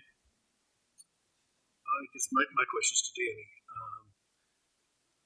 It's going with the County Road 23. My understanding is from your introduction that there was a proposal given to you that would make the road in line with the county standards. Has Road and Bridge reviewed that and said, yes, it is? Yes, so with county road standards, this would be local road type 1. So it's a 60-foot easement. We're not looking at a 60-foot wide road. We're looking at 2 travel lanes. It's roughly 24 feet wide with then I believe it's like 6-foot ditches on each side, or so maybe it's 4-foot ditches, but it'll be 32 basically, and then you have the additional room for utilities on the side and some, place for the snow removal. So you have ditches and things that are sufficient like that. So that was a requirement, and they submitted basically a quote that, this is the cost that we've received from a road builder that it would cost to improve this section. And I think another sensible condition could be, no access permits are basically given until the road is improved to county standards. And then they do have their private road maintenance agreement, which Kyle pointed out might have an issue with, termination if 2/3, vote to leave that agreement. But I think, if a family is moving in there like they say they will, there's going to be, 4 or 5 family residences, they will have the interest to maintain that section for their families. And then they have provided, at least some assurance that they're going to improve that section, but possibly an additional condition could be no access permits are granted until that section of road is inspected and basically given the green light by Road and Bridge that it's up to our standards. That was going to be my next comment. So yeah, I would like to see that requirement in there, especially since the fire department put that as a condition for them Yeah. to be able to get access there. I think that makes sense. That's it. They have conveniently No, sir. given you a picture. No, sir. We've closed public comment. You're Okay. through with your speech. Thank you. Appreciate it. It's all right. That's okay. Thank you. Any doubt? Mr. Guthrie. Thank you, Mr. Chairman. I echo some of the concerns that have been presented here. I think it's really important that after checking some of the surrounding maps, this is the sole method of getting to private road 126 and the remainder north section of 123. So I too hold concern with the idea of 2/3 approval from the VHL family to terminate that agreement. That seems a little one-sided to me. I have to tell you, I'm all about property rights, but I think this might be a little unfair to some of those folks that have counted on that road, and there is a history of use, which is important to the state of Colorado. So I would like to see that also.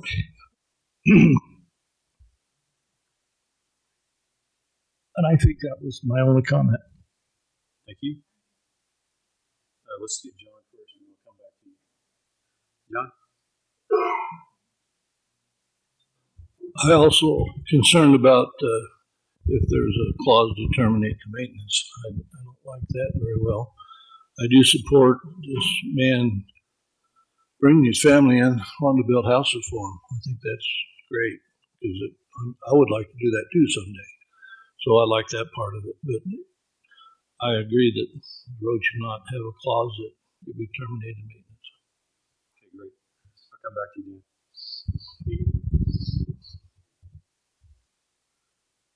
Can I address that? I just spoke with the property owner, and we can take that provision out and revise it before it goes to the Board of County Commissioners. That would be awesome. And I wanted to, if I want to ask Justin a question, he can come back up and answer me, can he? And it's really not is- public here. It's not public comment. It's really kind of is public comment. You're asking for professional opinion from somebody who's not considered Okay. professional. So then Jill can come up and answer it then. So what I'd like to know is, I'm getting the sense that the VHILs have a section of the road that they're going to maintain, but farther north, there's other neighbors up there that are in a mess, and the VHILs, are they saying they're going to do the whole road? No, they can only do the road They're going to do through their property. their part of it. Correct. Well, So in essence, it they're is unfair. they're maintaining the road for other people that are using the road that's not their family. So they're the people to the north are benefiting from the widening of this road through the V Hill property, in addition to the maintenance, that there's no maintenance technically officially right now. So the neighbors to the north are benefiting for what the V Hills are going to do on that road.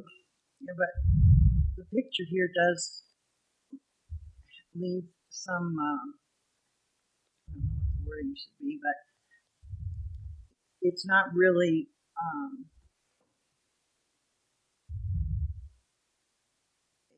it's not really a good picture of what the rest of the whole neighbors are having to do. I mean, I've been out there, so I know that looks awesome like that, but you're gonna widen it some more, and they're gonna take care of it. But then, is that gonna just make a bigger mess at the end by putting extra wide ditches and everything? Which direction is that gonna flow?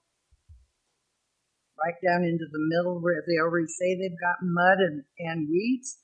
So we're widening to have two ditches on either side. Is that correct? So then those ditches are going to flow unless I missed something, they're flowing right down into that mess. They're making a bigger mess down there for everybody else. So this is looking north towards 126. So I actually was out there today. This is a site photo from today. It's not trying to, show anything other than what we saw today. I'm not saying so that the topography, it flows the other way. So that's looking north up the hill. So towards 126. So you're saying that the wider ditches are going to flow towards the north end. Well, north is higher there. North is higher, so it would probably flow south. We have the ditches as a county road standard, so it's generally to improve conditions and make things less muddy when there's room for snow and things like that. So that's the intent. But. And my heart is with the V Hills in the fact that we have family property, and we all got to share family property, and it's a very good thing to do. It's wonderful that the V Hills can do this. I'm just saying that all the neighbors at that far north end shouldn't have to suffer for what we're going to create, and I know what you're going to create. It's going to be a bigger mess down there than it is already. It's actually an improvement. Everything we're doing on the property and the road is improving it. Only their section, though. Right, because it's a private road. Okay, but are you going to be improving? Are you going to be doing something to keep the extra water going farther down there? We're going to build it to the county standard, and as the county standard dictates where that would be necessary. Okay. Well, that's the answer to that question, and I still don't think it's coming out right. Thank you, Dee Dee. And you had another comment question? Yes, thank you. I forgot to ask this earlier. Of staff, have all the referrals been met, and most specifically, fire department and road and bridge, are they happy with the approach that's being taken here, and is that adequate for them to be able to get in and out? I believe that's what was included in your presentation, correct, Danny? Yeah, so widening the road, having it meet county standards, that's what the fire district is asking for. And our road and bridge department also wants this section improved to county standards, and that was their request. So there's not anything there, not including. They're meeting the standards from the referrals, yes. Okay. And the other question is there a plan at some point to either continue to maintain this or attempt to turn it over to county maintenance? The county's policy has been not to accept roads.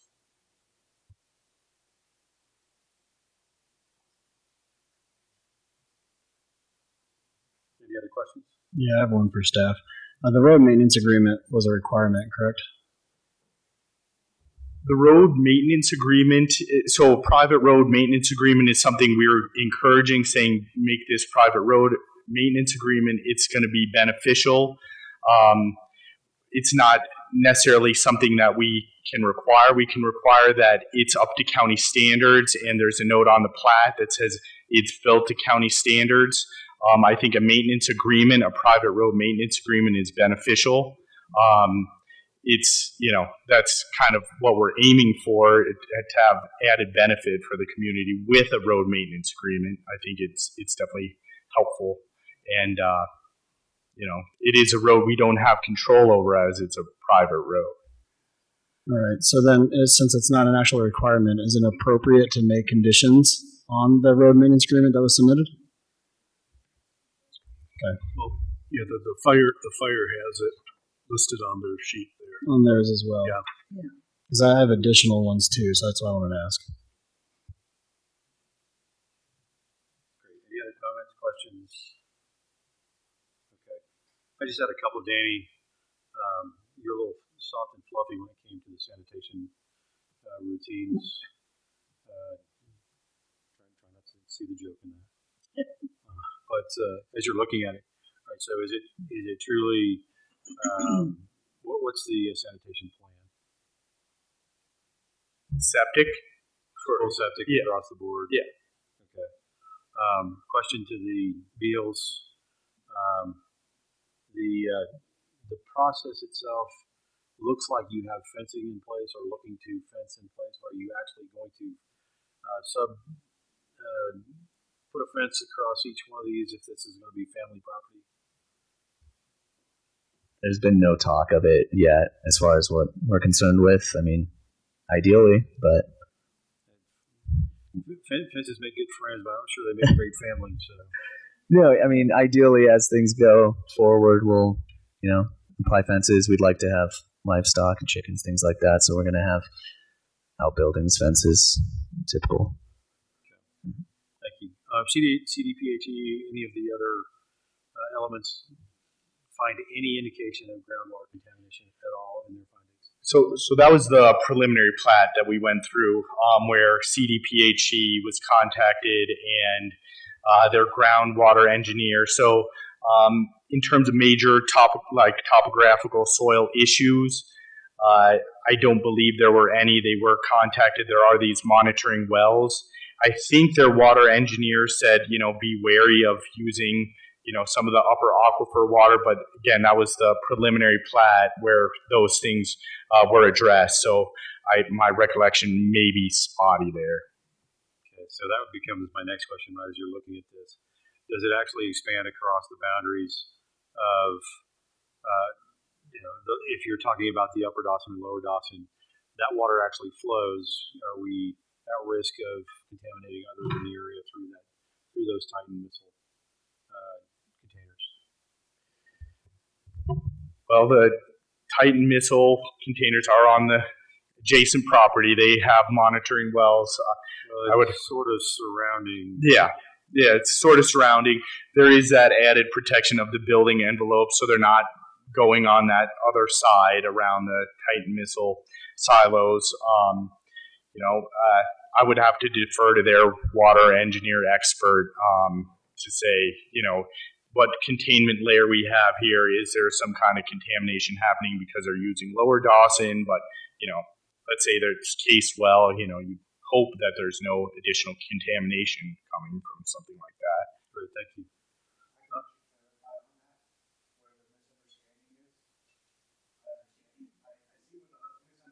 I think we can just handle that afterwards.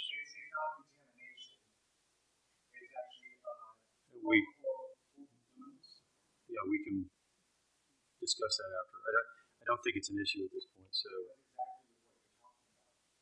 again, you had a chance to speak when we had the public comment open.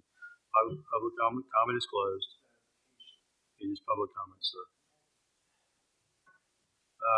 So as we're going through this, have y'all? I remember when we voted on this the first time, we sent y'all away with the idea that you guys needed to talk to your neighbors to the north and around you to get a road maintenance agreement in conjunction with them. And did those meetings occur? Did y'all talk about it? How did that land? Not yet. Because we wanted to get through all these approvals to have something to talk about with the neighbors.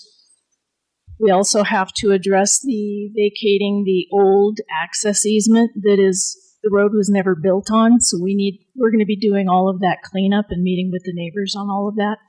I've always felt it would be nice to have the neighbors to the north to join in a maintenance agreement, because right now, as it currently stands, the Beehills are going to bear the brunt of that very long section of road just themselves. So if other people would like to join in on that maintenance agreement and stretch it, that would be ideal. That would be nice. Well, that brings me to my next question. Is that section of road above where they're at, is that to county standards as well? From the comments I've heard from one neighbor, at least, 126 is very narrow and in rough shape. So that seems like the biggest concern is that 126 is very narrow. And yeah, that seemed like, potentially an issue for the people that are using 126 to the north. Yes. Fantastic. So it sounds like there's an opportunity there for common ground that can be found across across each one of these areas. And if the vehicles do strike that 2/3 ability to veto the road maintenance, I think that's going to be helpful. We're more than happy to do that, but their potential scenario, if the vehicles meet with the neighbors to the north and they come up with a new maintenance agreement that everybody's happy with, the old one would be need to be vacated. Which is fine. Because or amended at least. All you need to do is amend it and register it with the county. Yep. And so to me, those are the kind of things that our goodwill will meet the neighbors' needs as well as yours, and potentially even get you some expertise associated with blading and other kind of road maintenance agreements. Sounds like we've got several experts in the room that are doing that right now, so we'd be probably happy to instruct. Yep, absolutely. Right. Fantastic. That's all I have. Any other comments, questions, concerns? Let's hear a motion then. I'll make a motion, but before I do, I just want to let you know that there will be some additional conditions, so please bear with me as we kind of read through these.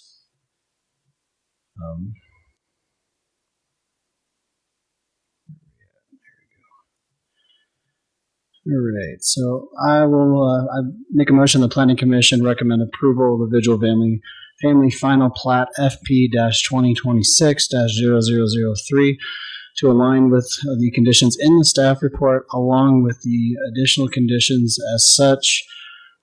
Road maintenance agreement termination. The applicant shall revise the road maintenance agreement to provide that the agreement may only be terminated upon acceptance of the private road by Elbert County as a public road to be maintained by the county, or if a new agreement is executed with the surrounding neighbors outside the subdivision.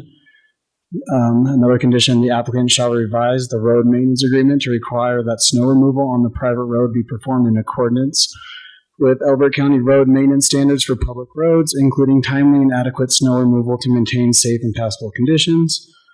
Another one, road maintenance standards. The road maintenance agreement shall require that all ongoing maintenance, repair, and improvements to the private road be performed in accordance with the current Elbert County road construction and maintenance standards as determined by the Elbert County Public Works Department.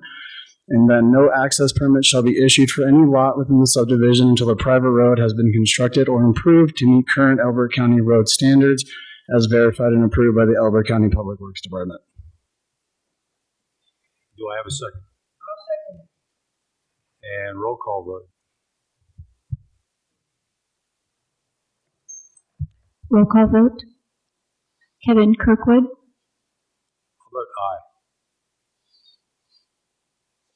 Dee Dee Shutt-Grace, John Gresham, Aye. Kyle DiNardo, Aye. Dan McCallum, Aye. Ken Madsen, Aye. Dan Guthrie. Aye. Chair, you have all aye, no nay. Thank you. Appreciate it. That motion passes. Commissioner, Let's try to work together. Commissioner DiNardo, would you be able to email us your exact language so that we get it? You don't remember it on the top of your head? I was typing as fast as I could. Road maintenance was in there many times. I'll send it over right now. Okay, with that, we need a 5-minute break. Okay, we'll do 5 minutes. Thank y'all.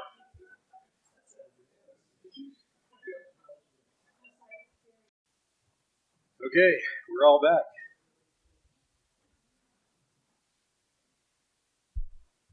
What we're going to do next is we're going to do the Freedom Valley Ranch Rezone RZ 2025-008 and Freedom Valley Ranch Preliminary and Final Plat FP 2025-005. We will run them concurrently, but we will vote separately on them as we go through this. So with that,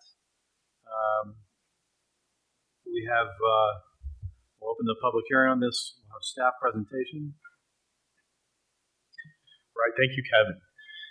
So first, this will be a presentation for the Freedom Valley Ranch rezone case RZ 2025-0008, and then we'll follow that with a preliminary and final plat. So for a brief project summary, this site is located at Winner's Circle and County Road 174. The site size is 200 acres, and the current zoning is agriculture. The request here is to rezone 200 acres from agriculture to residential agriculture. The property owner and applicant is, well, the applicant is Kathy Goodman, and there's 5 separate 40-acre parcels in this proposal. Here's a look at location with our whole county shown. So this is in northwest Elbert County. It's located south and east of the Sun Country Meadows subdivision, a larger subdivision that was platted in the 80s. And it's going to be northwest of the Crescent subdivision, which is undergoing final plats currently. Immediate surrounding zoning includes agriculture, PUD with Sun Country Meadows, and residential agriculture. There were 2 minor plats along this same circle road, Winter Circle, that were completed last year. Another closer look at the zoning with the parcels highlighted there with stars, the 5 40-acre parcels in the project area. And here's another zoning map. This one has PUD changed to brown, which is a little different from our general online map. But this is another zoning map where you can see the surrounding area, including that state land board land, which is directly south, Crescents, which is kind of catty corner there to the, goes on the southeast, and then Sun Country Meadows, which surrounds 2 sides of the property. One more aerial here that gives a good view of the site. So here's a picture from Winter Circle. This was taken today as well.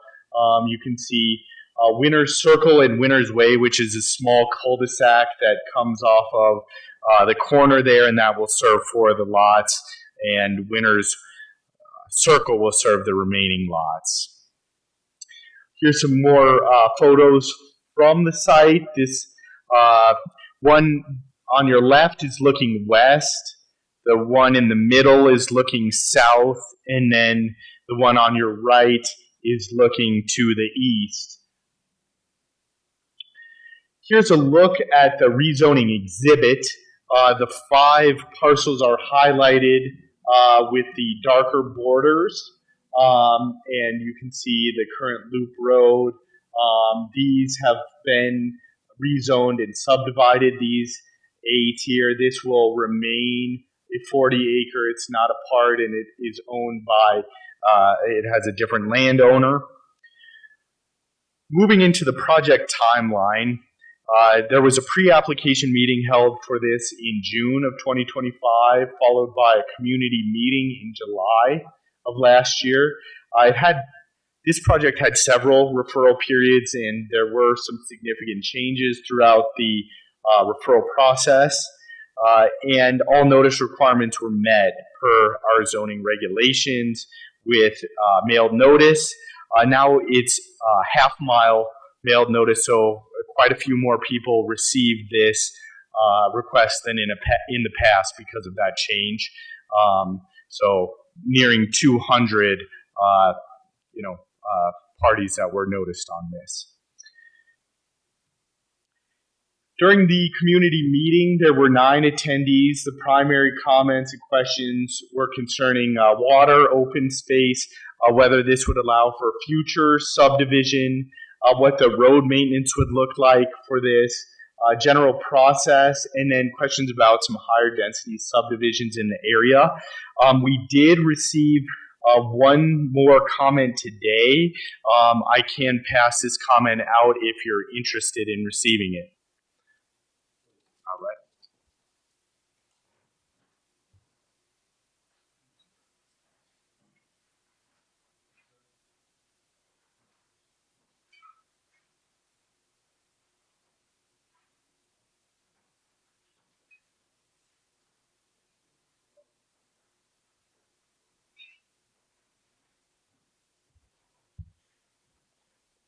So that concern was received today. I'll give a moment for you all to review it. But for those in the audience, it was from a resident in the neighboring Sun Country subdivision who had concerns about water, additional wells that would need to be constructed, additional concerns about traffic and the number of cars that would be added from this subdivision, and that Elbert County basically reduce or stop these extra lots from coming online. So moving into the project review, all comments have been addressed. This project has evolved since the first referral. Originally, there were no open space was proposed, and the plan was to just pay cash in lieu of open space for these lots. There were some revisions from core. Taxes needed to be paid for one of the lots. The second referral cleared many other issues, including clarification from the Division of Water Resources. And then Public Works gave some more input on the second referral. And then third review satisfied some of these, some planning questions in terms of open space and some public works issues. Right, moving into the review criteria for any rezone. The first is that it's generally consistent with goals and policies of our comprehensive plan. Our comprehensive plan does support residential development by encouraging a range of lot sizes and residential densities. The project features 10-acre lots, which are compatible, could be seen as compatible with the 2 to 4 acre lots within Sun Country, the smaller lots that are being platted in Crescents, and the large lot state land board parcel to the south. Another is that new development shall conform to state laws covering domestic water and septic system. This proposal will. The second is that it's compatible with surrounding land uses. Again, this will be residential agriculture development, which restricts minimum lot size to 10 acres with this rezoning. Again, there's a range of lots in the area. This rezoning could be considered compatible with some of these surrounding land uses and some of the previously approved residential agricultural lots on this same road. Moving into C and D, whether this will adversely impact the provision of public services. The proposed rezone will not adversely impact the provision of public services. Rattlesnake Fire District and the Elbert County Office of Emergency Management had no objections with the application as presented. D, whether this will adversely impact the environment. The proposed rezone will not adversely impact the environment. Building permit review and OWTS review with public health can identify site-specific environmental factors for septic. The Division of Water Resources also reviewed the proposed water supply and deemed it adequate. And then finally, E and F. Will this proposed rezone create unreasonable traffic congestion or burden the existing road system? Public Works did not believe this would create unreasonable traffic. The applicant was required to improve Winter Circle from a recycled concrete base to a recycled asphalt base. That work was completed recently in Jay Walp. Our road and bridge foreman went out to the site and said he had no issues with the work done. Elbert County Public Works will inspect the road again if need be, and the road must meet county specifications for the release of access permits. And then finally, F, the proposed rezone will likely not be detrimental to the health, safety, or welfare of the present or future inhabitants of Elbert County. There were no outstanding referral concerns. A few considerations for your decision here on the rezone portion is the compatibility with surrounding properties that are zoned, again, PUD, residential agriculture, and agriculture. The applicants did address concerns from referral agencies, and we did receive this public comment just shortly before the meeting, so there has been one public comment received since the community meeting. Otherwise, no other public feedback other than this one comment. These are standard potential conditions of approval, and the first has to do with sign removal. The second is recordation within 180 days of Board of County Commissioners approval, and then fees paid, basically. So let's move into the subdivision preliminary and final plat. So the applicant is requesting a concurrent review of the preliminary and final plat. This case number is final plat 2025-0005.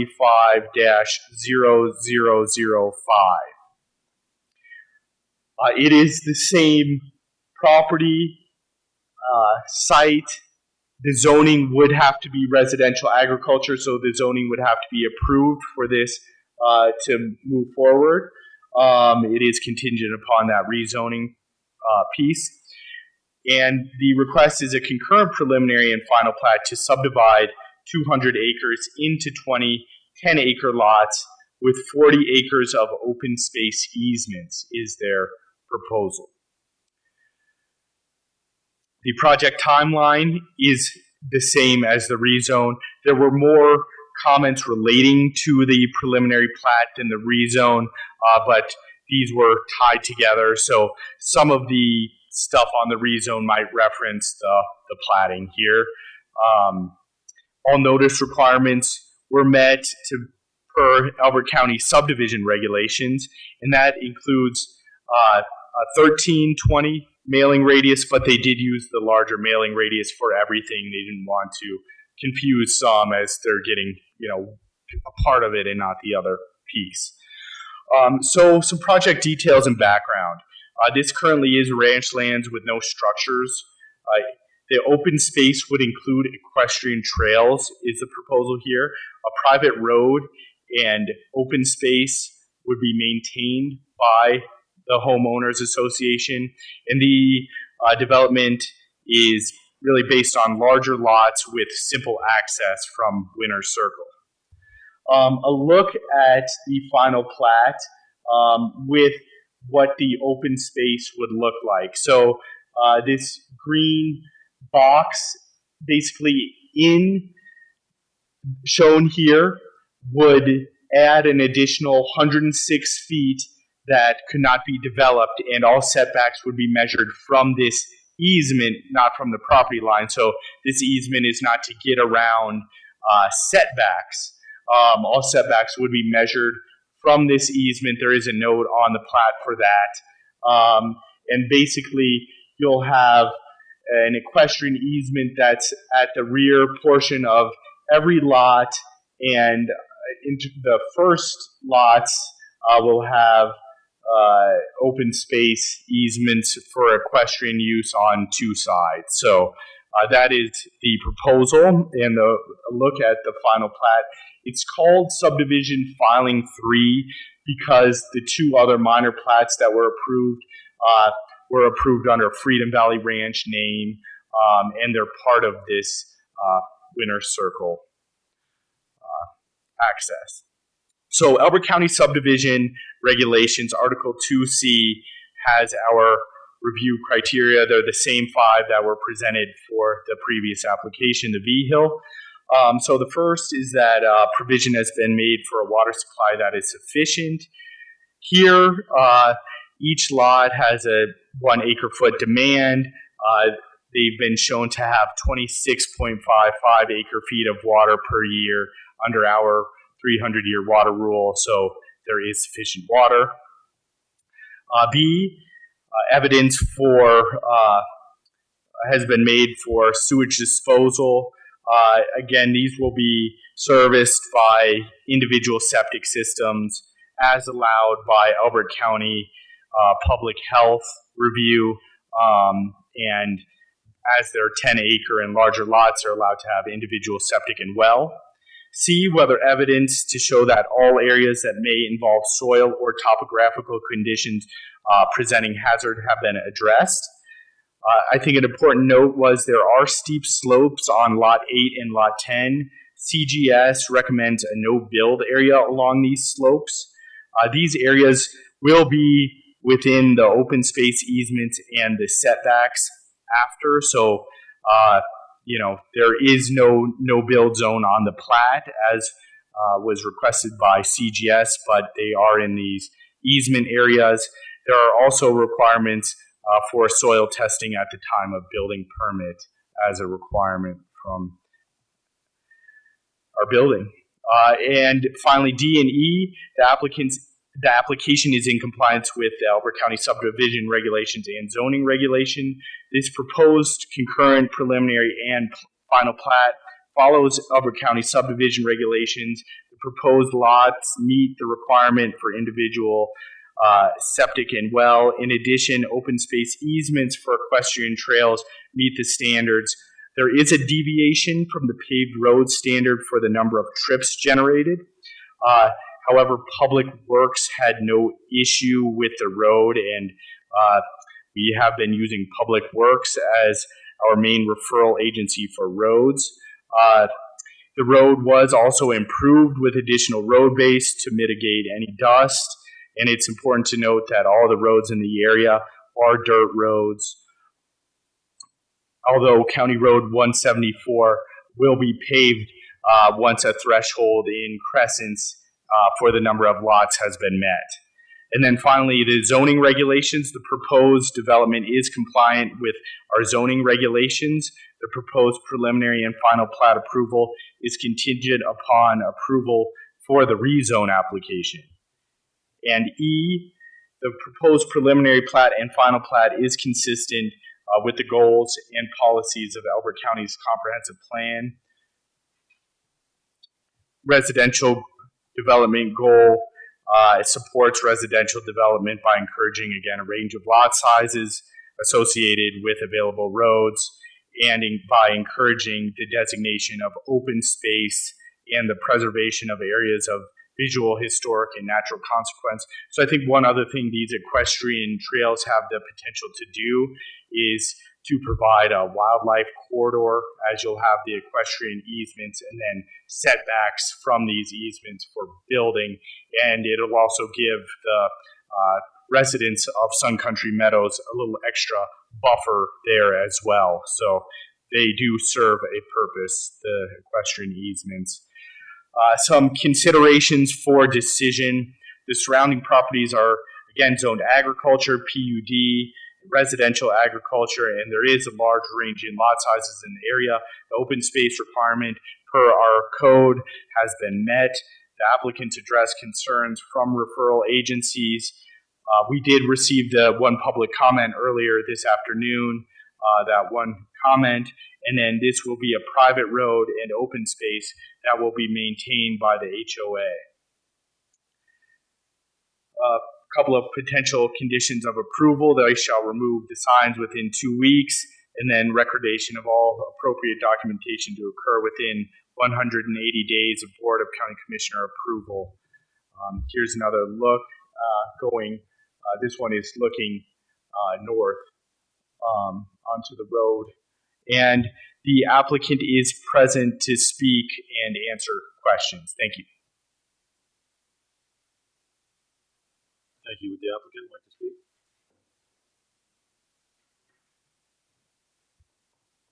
Let's start with your name and address, please. Hi, Kathy Goodman, 9696 Maroon Circle, Inglewood, 80112. Good evening, Chairman and Commissioners. Good to see you guys again. Thank you for your time. Freedom Valley Ranch has been thoughtfully designed around the simple philosophy of preserving what makes Elbert County special. This is not intended to be a high-density subdivision. Instead, it is a small community built upon spacious 10-acre home sites that respect the agricultural heritage of this area while protecting the open character of the landscape. As growth continues to move east from the Denver metro area, there is an increasing demand for families seeking room to breathe, places where horses are welcome, outbuildings are permitted, private wells provide independence, and homeowners can enjoy the rural lifestyle that has long defined Elbert County.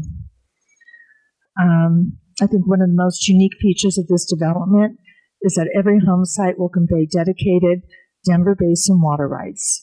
In a region where long-term water availability is increasingly important, each property owner receives a secure water allocation that exceeds the subdivision's projected demand and satisfies Elbert County's 300-year water supply requirements. I'll continue. My name is Paige McLaughlin. I'm a representative of Ms. Goodman, and I live at 5800 Saddle Creek Trail in Parker. The community has also been intentionally designed to preserve open space, then maximize the lot yield. More than 40 acres of permanent open space surrounds the subdivision, creating an interconnected equestrian and wildlife corridor that follows the property's natural topography and provides additional buffer to Sun Country Meadows. Rather than forcing development onto every available acre, the open space has been integrated into the design to protect views, provide recreational opportunities for residents, and maintain the rural feel that people value in Elbert County. The equestrian trail system or bridle path reflects the agricultural roots of the property, and it also offers residents an opportunity to experience the land on horseback or foot while preserving the wide open spaces that make this county so unique. The project has undergone multiple rounds of referrals. All agency comments have been addressed, necessary road improvements have been completed, and today there are no outstanding objections from any reviewing agency. Perhaps most importantly, Freedom Valley Ranch is compatible with its surroundings. The project serves as a natural transition between existing residential agricultural properties and nearby higher density developments.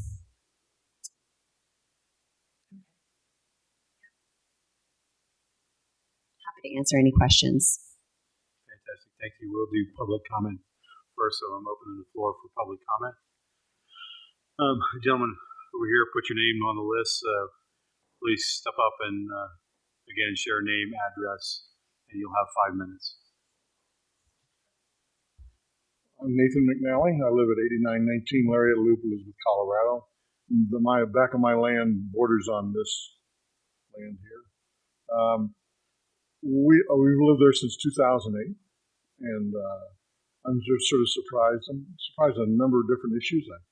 I'm going to bring up one, but I'm bring up some others that have been mentioned. Number one, it says that this is compatible with the way Colorado is. Well, when we got there, we had coyotes in the draw back behind us. We had fox coming across our area. We had deer and antelope in the area. We don't see many of those anymore. So it's been affected in some way, and not positively. I went to a meeting at the library on this to begin with. I think it was I have to claim not Alzheimer's, but Sometimers disease. But and in that meeting, it was mentioned by maybe Ms. Goodman that the land was just going to be some friends who wanted to be able to have some land for themselves to be able to go in and build houses. And so the idea of the agricultural zoning on it seemed to be appropriate. Now, I'm not smart like you guys are. I mean, I couldn't do this job, to be honest with you. So, but the idea is that so when we saw the development, we began to see all these changes going on, but we thought, we'd already said, okay, that's cool. But the idea is that it seems like that's changed. It's interesting to me that when you go on the website and for Freedom Valley Ranch, and I just looked at it tonight, to be honest with you, sitting here with all the other stuff going on, that there's an awful lot of money going to be made here. and that this is not because of it's going to help the land at all. It's just going to be because people have come up and basically said that this was going to be land was going to be used a certain way, and now it's being changed so they can make profit off of it. So I'm against this. When you say something, you know, we all deal with things about making about our handshake being good, our word being as good as our bond. You know, I end up doing a lot of things that I didn't want to do because I had agreed to do things. I think that these people ought to stick with what they originally said and stick with the idea of this being agriculturally zoned and stick with the 40 acres. If you look at the whole piece, it's about 320 acres total with the 8 sections of 40 that were originally there. But that's not how they want to do it anymore. Now, they've done some other things with it, okay. But I'm against it. And I think that you got to stick with what you said and be able to go and live with it and be happy with it and be content. I'm content with what I got. And it's not perfect, but I'm content with it. So I guess that's all I have to say. Any questions for me? No, thank you. Anybody else like to speak?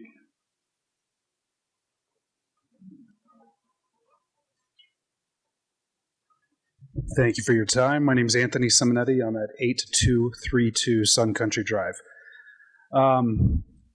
In general, I have an issue with the growth that we're trying to do in Elbert County, and I'm sure you've heard that plenty of times before.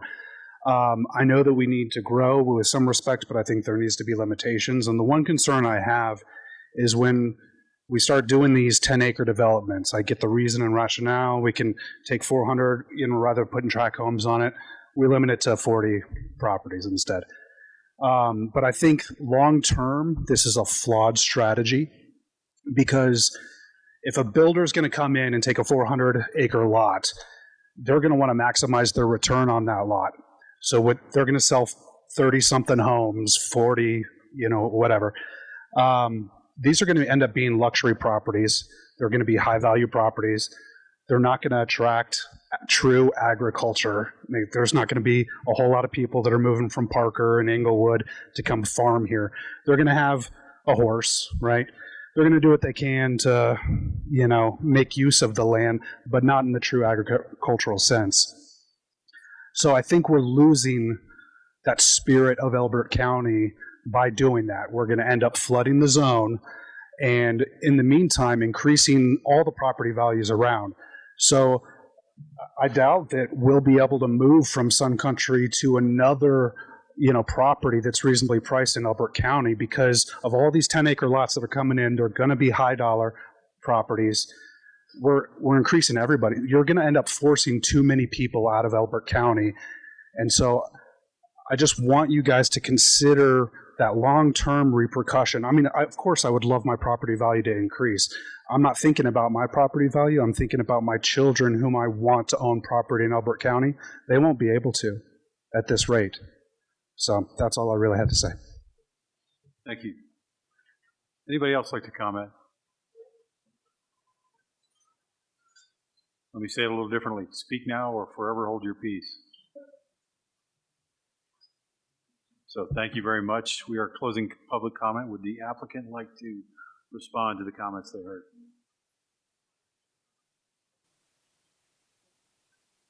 Okay. Fantastic. With that, we'll go to a board-only discussion. Let's see. We started down here last time. John, you're up. Fantastic. Dan? Do I understand that you are limiting the water to the Denver and lower aquifers? Thank you for the question. Water will be into the Denver Basin only. Only Denver Basin? Correct. So the Denver Basin includes Upper, Lower Dawson, Arapahoe. No, so every lot will convey only into the Denver Basin. So new residents and property owners will not be drilling into the Upper and Lower Dawsons. They will be limited to the Denver Basin, and they will get water rights that transfer and convey at closing. Fantastic. Mm-hmm. Dan, does that answer your question? Yes, thank you. Do you have others? Maybe. Okay, we'll defer that till, Thank you. till later. Ken? I have no questions. Thank you. Dan McKellen? I had the same question as Dan, and I was delighted to hear the answer about the Denver Basin, not the upper and lower Dawson, but the Denver. Correct. Thank you. Kyle? I don't have any other further questions. Thank you. Good, thank you. I just have a comment. I hate the bait and switch kind of routine where we start with 40 acres and suddenly we're at 20 lots of 10 acres. So that bothers me a lot that we're doing it this way. And I'm sure Danny has rationale for why we went down that path.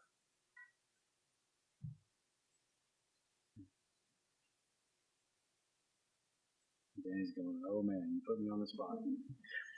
So we don't control the 40-acre splits.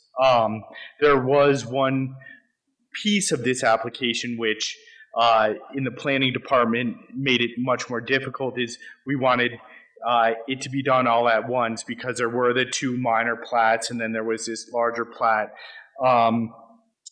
Basically, there's a line in our regulations that said you should not be circumventing the major plat process with minor plats. Obviously, this is a major plat anyway, so they're going through the full process, even though the smaller ones were minors. So technically, they're not getting around any process. I understand from the applicant's side, there was a lot of financial implications that they couldn't do it all at once, so they broke it down into more manageable sections for themselves to be able to complete this plan. So, you know, I see it from both sides. Obviously, when you have the 840s and you have, you know, an access road that's planned and then, you know, it gets down to 29 lots, it probably seems a little unsightly for people that see it as that. So I understand that, but we don't control any of that. You know, as Lori said, you know, we're not involved in that process, and landowners have the right to break up their property into sections 35 acres and larger. Okay, with that, can you pull up the map again? Just identify for me again the open space. So there's a 106-foot wide easement that goes all the way around and through the property.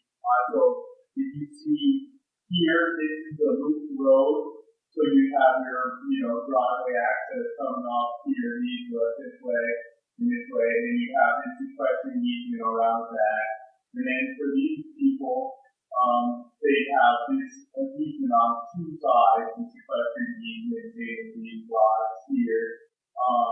So that is the thought here that, you know, you'll be able to ride horses all the way around. If somebody wants to, you know, wants to walk around the property, they'll be able to do that. It is, you know, significant distance from, you know, here to here. So thanks for identifying it. What's the percentage of the it is total? 20%. So 40 acres out of 200 is within that open space. But I guess I was loud enough anyway, so we could go back over this. 106-foot wide equestrian easement that goes around the property, and it does cover 20% of the project area, 40 acres out of the 200.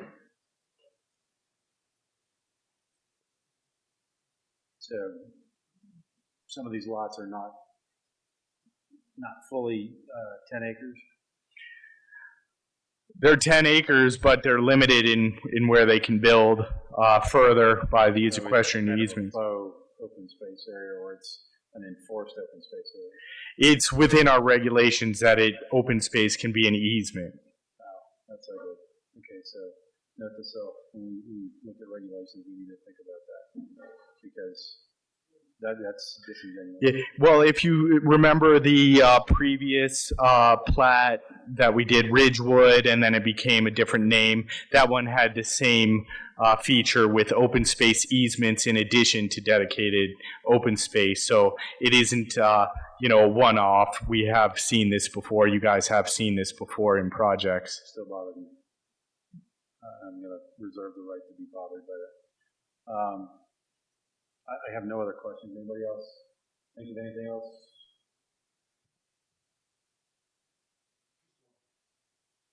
Back to water. I noticed in one of the referrals that there was to be a well drilled that has not happened, and it's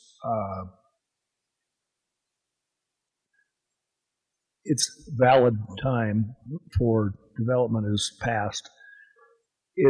Are you planning to change the water expectation on where you're going to get your water from, or is it going to stay with the Denver and only the Denver?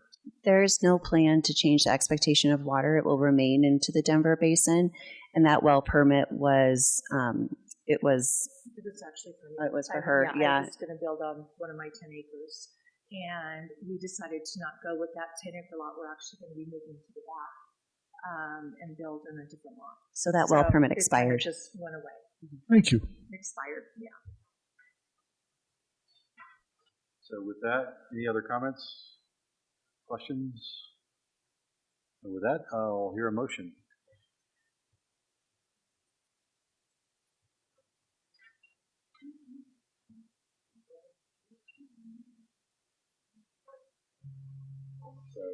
Mr. Chairman, just for sake of clarity, may I just outline for the commission that the Denver Basin contains multiple aquifers, so it may be helpful to clarify that we're talking about the Denver Aquifer, because they're all within the Denver Basin. Yeah, that's why I reacted to basin.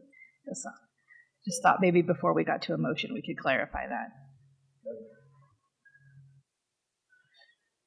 So, I'm not hearing any motions.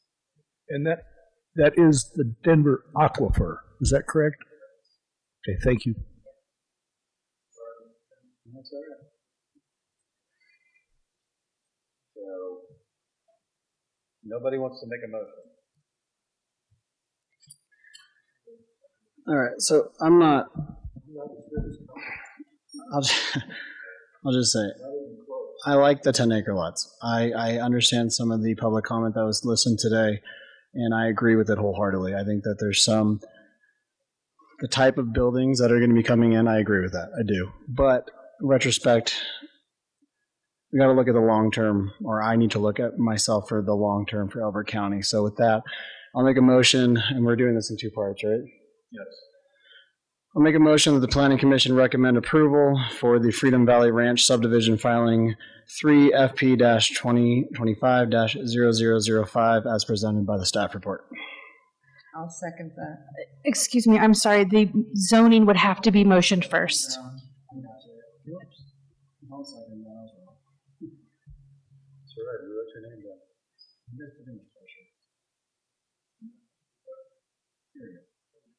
Rephrasing. Yeah, I make a motion that the Planning Commission recommend approval for the Freedom Valley Ranch rezone RZ-2025-0008 with the conditions presented by staff. And now we can see. Now I'll second it. Roll call vote, please.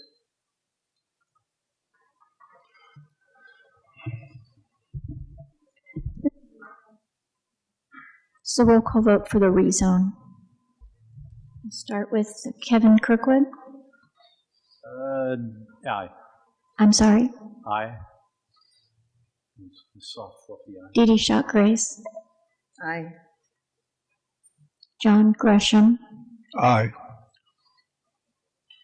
Kyle DiNardo. Aye. Dan McCallan. Aye. Ken Madsen. Aye.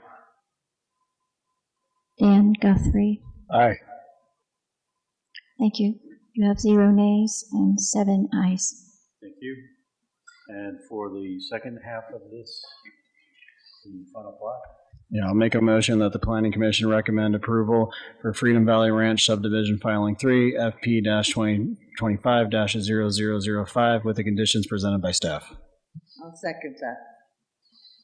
And again with a roll call vote. This is a roll call vote for the final plat. Dan Guthrie. Aye. Ken Madsen. Aye. Dan McCallum. Aye. Kyle Gennardo. Aye. John Gresham. Aye. Dee Dee Shotgrace. Aye. Kevin Kirkwood. Aye. Chairman, you have 0 nay and 7 ayes. Thank you. With that, I will hear a motion to adjourn. I make a motion that we adjourn. Second. All in favor? Aye. All opposed? Thank you.